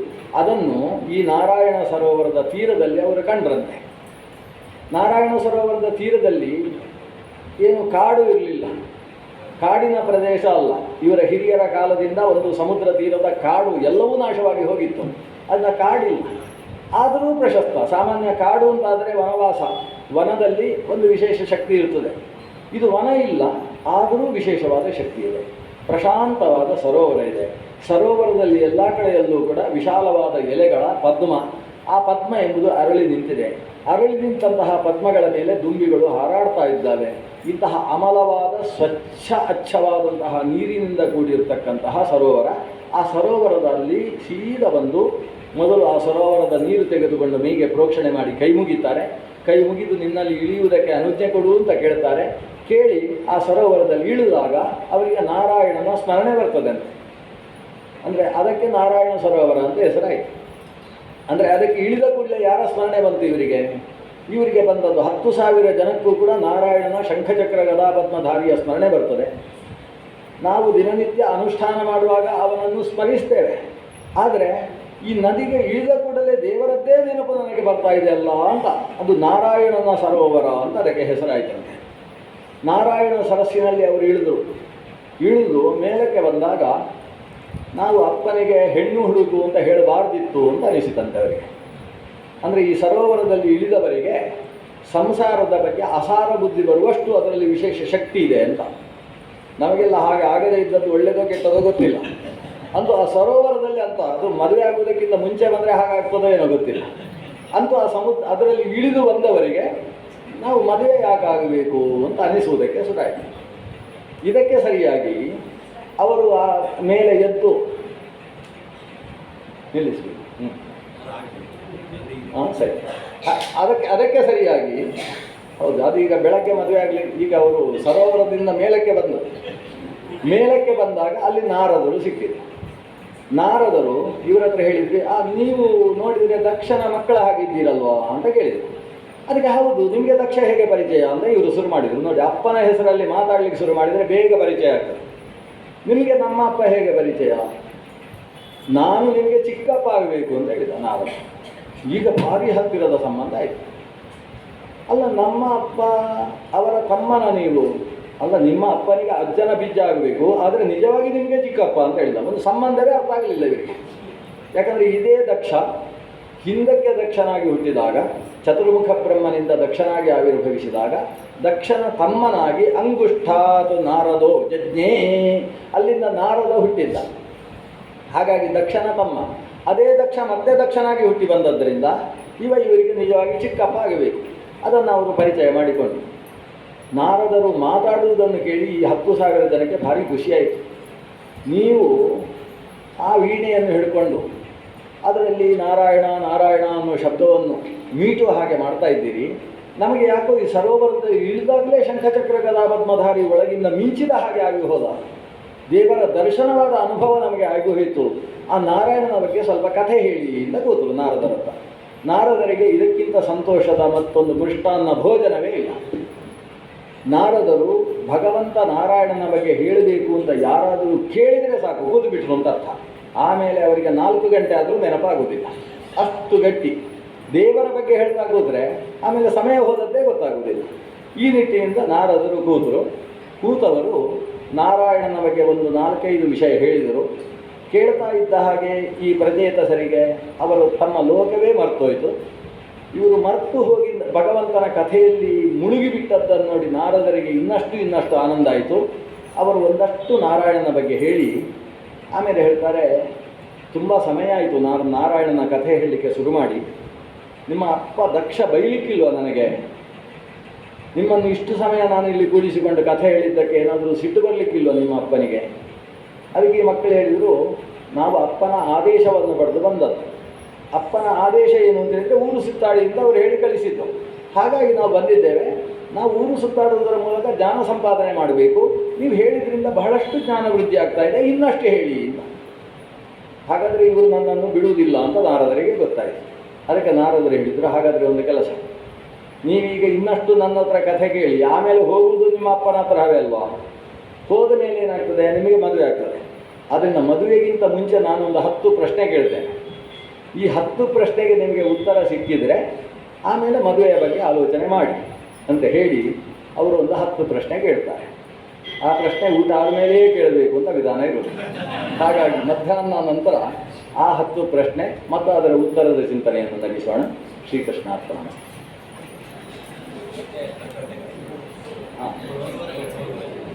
ಮತ್ತೆ 3:30 ಅಂತ ಹೇಳ್ತಾ ಇದ್ದಾರೆ. ಮಧ್ಯಾಹ್ನ 3:30ಯಿಂದ ಮತ್ತೆ ಉಪನ್ಯಾಸ ಆರಂಭ. ಒಂದು ವಿಷಯ, ನಮ್ಮಲ್ಲಿ ಇಲ್ಲಿ ಮುಂಭಾಗದಲ್ಲಿ ಸುಬ್ರಹ್ಮಣ್ಯ ಖಾರದ್ ಅವರಿದ್ದಾರೆ. ಅವರ ಕೆಲವು ಸಾಹಸ ಗಾಥೆಗಳಿದ್ದಾರೆ. ಅವ್ರು ನೋಡಲಿಕ್ಕೆ ಹಾಗಿದ್ದಾರೆ. ಅವರ 2 ಮಕ್ಕಳು ನಮ್ಮ ಪೂರ್ಣಪ್ರಜ್ಞ ವಿದ್ಯಾಪೀಠದಲ್ಲಿ ಓದ್ತಾ ಇದ್ದಾರೆ. ಭಾಳ ಬುದ್ಧಿವಂತ ವಿದ್ಯಾರ್ಥಿಗಳು, ಚಂದ ಅಧ್ಯಯನ ಮಾಡ್ತಾ ಇದ್ದಾರೆ. ಇವರಿಗೆ ಸ್ವಲ್ಪ ಶ್ರವಣದಲ್ಲಿ ಸ್ವಲ್ಪ ದೋಷ ಇದೆ. ನೀವು ಹೇಳಿದ್ದು ಕೇಳಿಸುವುದಿಲ್ಲ, ಆದರೆ ನೀವೇನು ಬಾಯಿಯಲ್ಲಿ ಮಾತಾಡಿದ್ರೆ ಅವರಿಗೆ ಅರ್ಥ ಆಗಿಬಿಡ್ತದೆ. ಕೇಳಿಸದೆ ಹೋದರು ಹತ್ತಿರ ಬಂದು ಹೇಳಿದರೆ ಇನ್ನಷ್ಟು ಕೇಳಿಸ್ತದೆ. ಒಳ್ಳೆ ಸಾಹಿತ್ಯ ಇದೆ ಅವರ ಹತ್ರ. ಒಂದು ಕಾದಂಬರಿ ಬರೀರಿ ಅಂದರೆ ಒಳ್ಳೆ ಕಾದಂಬರಿ ಬರೆದಾಗ್ತಾರೆ. ಒಳ್ಳೆ ಸಾಹಿತ್ಯಜ್ಞ. ಅವರ ಒಂದು ದೇವಸ್ಥಾನದ ಜವಾಬ್ದಾರಿಯನ್ನು ಹೊತ್ತಿದ್ದಾರೆ. ಅದು ಸವಣೂರಿನಲ್ಲಿ ಇರತಕ್ಕಂಥ ದೇವಸ್ಥಾನ. ಸವಣೂರಿನ ಪ್ರಸಿದ್ಧ ವೃಂದಾವನದ ಸನಿಹದಲ್ಲೇ ಇರತಕ್ಕಂಥ ದೇವಸ್ಥಾನ. ಈಗ ಏನಾಗಿದೆ ಅಂದರೆ ಈ ಸ್ವಲ್ಪ ಪಟ್ಟಣದ ಹಳ್ಳಿಯ ದೇವಸ್ಥಾನಗಳಿಗೆ ದುಡ್ಡು ಬರುವುದಿಲ್ಲ. ಅವರ ಪೂಜೆಗೆ ಅದಕ್ಕೆ ಅರ್ಚಕರಿಗೆ ದುಡ್ಡು ಕೊಡುವುದಕ್ಕೂ ವ್ಯವಸ್ಥೆ ಇರುವುದಿಲ್ಲ. ಹಾಗೆ ಇವರೊಂದು ಯೋಜನೆ ಮಾಡ್ತಾ ಇದ್ದಾರೆ. ಈ ಯೋಜನೆ ಯಾಕೆ ಶುರುವಾಯಿತು ಅಂತ ಹೇಳಿದರೆ, ಅವರ ನರಸಿಂಹ ದೇವಸ್ಥಾನ ಅಲ್ಲ ವೆಂಕಟೇಶ್ವರ ದೇವಸ್ಥಾನ, ವೆಂಕಟೇಶ ದೇವಸ್ಥಾನ. ಆ ದೇವಸ್ಥಾನದಲ್ಲಿ ಸುಮಾರು 6 ತಿಂಗಳು ಪೂಜೆ ನಿಂತು ಹೋಗಿದೆ. ಪೂಜೆ ಯಾಕೆ ನಿಂತು ಹೋಯಿತು ಅಂತ ಹೇಳಿದರೆ, ಅಲ್ಲಿ ಅರ್ಚನೆ ಮಾಡ್ತಾ ಇದ್ದಂಥ ಅರ್ಚಕರ ಮೇಲೆ ಏನೋ ಒಂದು ಆಕ್ಷೇಪ ಬಂತು. ಅವರನ್ನು ಮನೆ ಬಿಡಬೇಕು ಅಂತ ಹೇಳಿದರು. ಮನೆ ಬಿಡುವುದಾದರೆ ನಾವು ಪೂಜೆ ಹೇಗೆ ಮಾಡುವುದು ಅಂತ ಕೇಳಿದ್ರು. ಪೂಜೆ ನಿಂತಿರುವುದಾದರೆ ಎಲ್ಲ ಹೋಗಿ ಅಂತ ಕಳಿಸಿದ್ರು. ಅವರನ್ನು ಕಳಿಸಿದ ಮೇಲೆ ಮತ್ತೆ ಅದನ್ನು ಯಾರು ಕಳಿಸಿದ್ರು ಅಂತಹ ಅದರ ವ್ಯವಸ್ಥಾಪಕರೇ ಪೂಜೆ ಮಾಡ್ತಾ ಇದ್ದರು ಪಾಪ. ಆಮೇಲೆ ಅವರಿಗೂ ಆಗುವುದಿಲ್ಲ ಅನ್ನೋ ಸ್ಥಿತಿ ಬಂತು. ಕೊನೆಗೆ ಒಂದು 6 ತಿಂಗಳು ಯಾರೂ ಪೂಜೆ ಇಲ್ಲ ಅಂತ ಆಯಿತು. ಆಮೇಲೆ ಇವರು ಅದರ ಪೂಜೆಯ ಜವಾಬ್ದಾರಿ ತಗೊಂಡಿದ್ದಾರೆ. ಪೂಜೆ ಈಗ ಅಲ್ಲಿ ನಡೀತಾ ಇದೆ. ಇವರೆಲ್ಲ ಸೇರಿ ಪೂಜೆಗೋಸ್ಕರ ಅವರಿಗೆ ಒಂದು 5,000 ರೂಪಾಯಿ ಪೂಜೆಗೆ, ಇನ್ನೊಂದು 5,000 ಕಾಯಿ ಪಲ್ಯ ಇತ್ಯಾದಿಗಳಿಗೋಸ್ಕರ ಅಂತ ಒಂದು 10,000 ಕೊಟ್ಟುಕೊಂಡು ಪೂಜೆಯನ್ನು ನಡೆಸಿಕೊಂಡು ಬಂದಿದ್ದಾರೆ. ಆ ಪೂಜೆಯನ್ನು, ಆ ದುಡ್ಡನ್ನು ಕೊಡ್ತಕ್ಕಂಥವರು ಒಬ್ಬರು ಅದರ ಮಾಲೀಕರು, ಮತ್ತೊಬ್ಬರು ಸುತ್ತಮುತ್ತ ಸಂಗ್ರಹ ಮಾಡುವುದಕ್ಕೋಸ್ಕರ ಇವರು. ಈಗ ಅವರೊಂದು ಯೋಜನೆ ಹಾಕಿಕೊಂಡಿದ್ದಾರೆ. ಏನಂದರೆ, ಆ ದೇವರನ್ನು ಉದ್ದೇಶಿಸಿ ಒಂದು ಚಿಕ್ಕ ನಿಧಿ ಮಾಡಿ ಪೂಜೆಗೆ ಬೇಕಾದರೂ ಅದರಿಂದ ಬರಬೇಕು ಅಂತ ಒಂದು ಉದ್ದೇಶ ಇದೆ. ಅದಕ್ಕೆ ಅವರು ಯಾರ ಹತ್ರವೂ ದುಡ್ಡು ಕೇಳುವುದಿಲ್ಲ. ಆದರೆ ಒಂದು ವ್ಯವಸ್ಥೆ ಏನಂದರೆ, ಏನದಕ್ಕೆ ಅವರು QR ಕೋಡ್ ಕೊಡ್ತಾರೆ. ಆ ಕೋಡ್ನಲ್ಲಿ ಒಬ್ಬರು 100 ರೂಪಾಯಿ ಹಾಕಬೇಕು, ಜಾಸ್ತಿ ಹಾಕಲಿಕ್ಕಿಲ್ಲ. 100 ರೂಪಾಯಿ ನಾವು ಒಬ್ಬರು ಹಾಕಿದರೆ ಇನ್ನೊಂದು ಇಬ್ಬರನ್ನು 100 ರೂಪಾಯಿ ಹಾಕುವ ಹಾಗೆ ಮಾಡಬೇಕು. ಹೀಗೆ ಮಾಡಿ ಅದೊಂದಷ್ಟು ಲಕ್ಷ ರೂಪಾಯಿ ಆಯಿತು ಅಂತಾದರೆ ಆ ದುಡ್ಡನ್ನು ಬೇರೆ ಯಾವುದಕ್ಕೂ ವಿನಿಯೋಗಿಸುವುದಿಲ್ಲ ಅಂತ ಅವರು ಜವಾಬ್ದಾರಿ ತಗೊಳ್ತಾರೆ. ನಾನು ಅದನ್ನು ಯಾವುದಕ್ಕೂ ಹೋಗದೇ ಇರುವ ಹಾಗೆ ಮಾತಾಡಿ ವ್ಯವಸ್ಥೆ ಮಾಡಿದ್ದೇನೆ, ದೇವರ ಹೆಸರಲ್ಲಿ ಅಕೌಂಟ್ ಇರ್ತದೆ ಅಂತ ಅಕೌಂಟ್ ಡೀಟೇಲ್ಸ್ ಎಲ್ಲ ಕೊಡ್ತಾರೆ. ಅವರು ಕೇಳಿಕೊಂಡು ಬರುವುದಿಲ್ಲ. ನಮ್ಮ ಇದನ್ನು ಹೇಳ್ಬೋದಲ್ಲ, ಇದೊಂದು ಚಿಕ್ಕ ವಿಷಯ. 100 ರೂಪಾಯಿಯ ವ್ಯವಸ್ಥೆ ಅವರ ಅನುಮತಿ ಬೇಕಿತ್ತು. ಸರಿ. ಅದರಿಂದ ಅದು ಈಗ ಆರಂಭ ನಾನು 100 ರೂಪಾಯಿ ಹಾಕ್ತೇನೆ. ಆಮೇಲೆ ಅವಕಾಶ ಇದ್ದವರು ಅದಕ್ಕೆ 100 ರೂಪಾಯಿ ಹಾಕುವುದರ ಮೂಲಕ ನಿಮ್ಮ ಮಕ್ಕಳು, ನಿಮ್ಮ ಹಿರಿಯರು ಅವರಿಂದ ಒಂದು 100 ರೂಪಾಯಿ ಹಾಕಿಸಿ ಆ ದೇವರ ವೆಂಕಟೇಶ್ವರ ಸ್ವಾಮಿಯ ಪೂಜೆ ಸರಿಯಾಗಿ ನಡೆಯುವ ಹಾಗೆ. ಈಗ ವೆಂಕಟೇಶ್ವರ ದೇವರ ಉತ್ಸವ ಇವತ್ತಿಂದ ಆರಂಭ ಆಗ್ತಾ ಇದೆ. 10 ದಿವಸದ್ದು ನವರಾತ್ರಿ ದಶರಾತ್ರಿಯ ಉತ್ಸವ. ಅದಕ್ಕೆ ಇವತ್ತು ಈ ಶುಭ ಮುಹೂರ್ತದಲ್ಲಿ ನಾವೊಂದು ಚಾಲನೆ ಕೊಡೋಣ. ಒಳ್ಳೆಯ ಕೆಲಸ. ಶ್ರೀಕೃಷ್ಣ.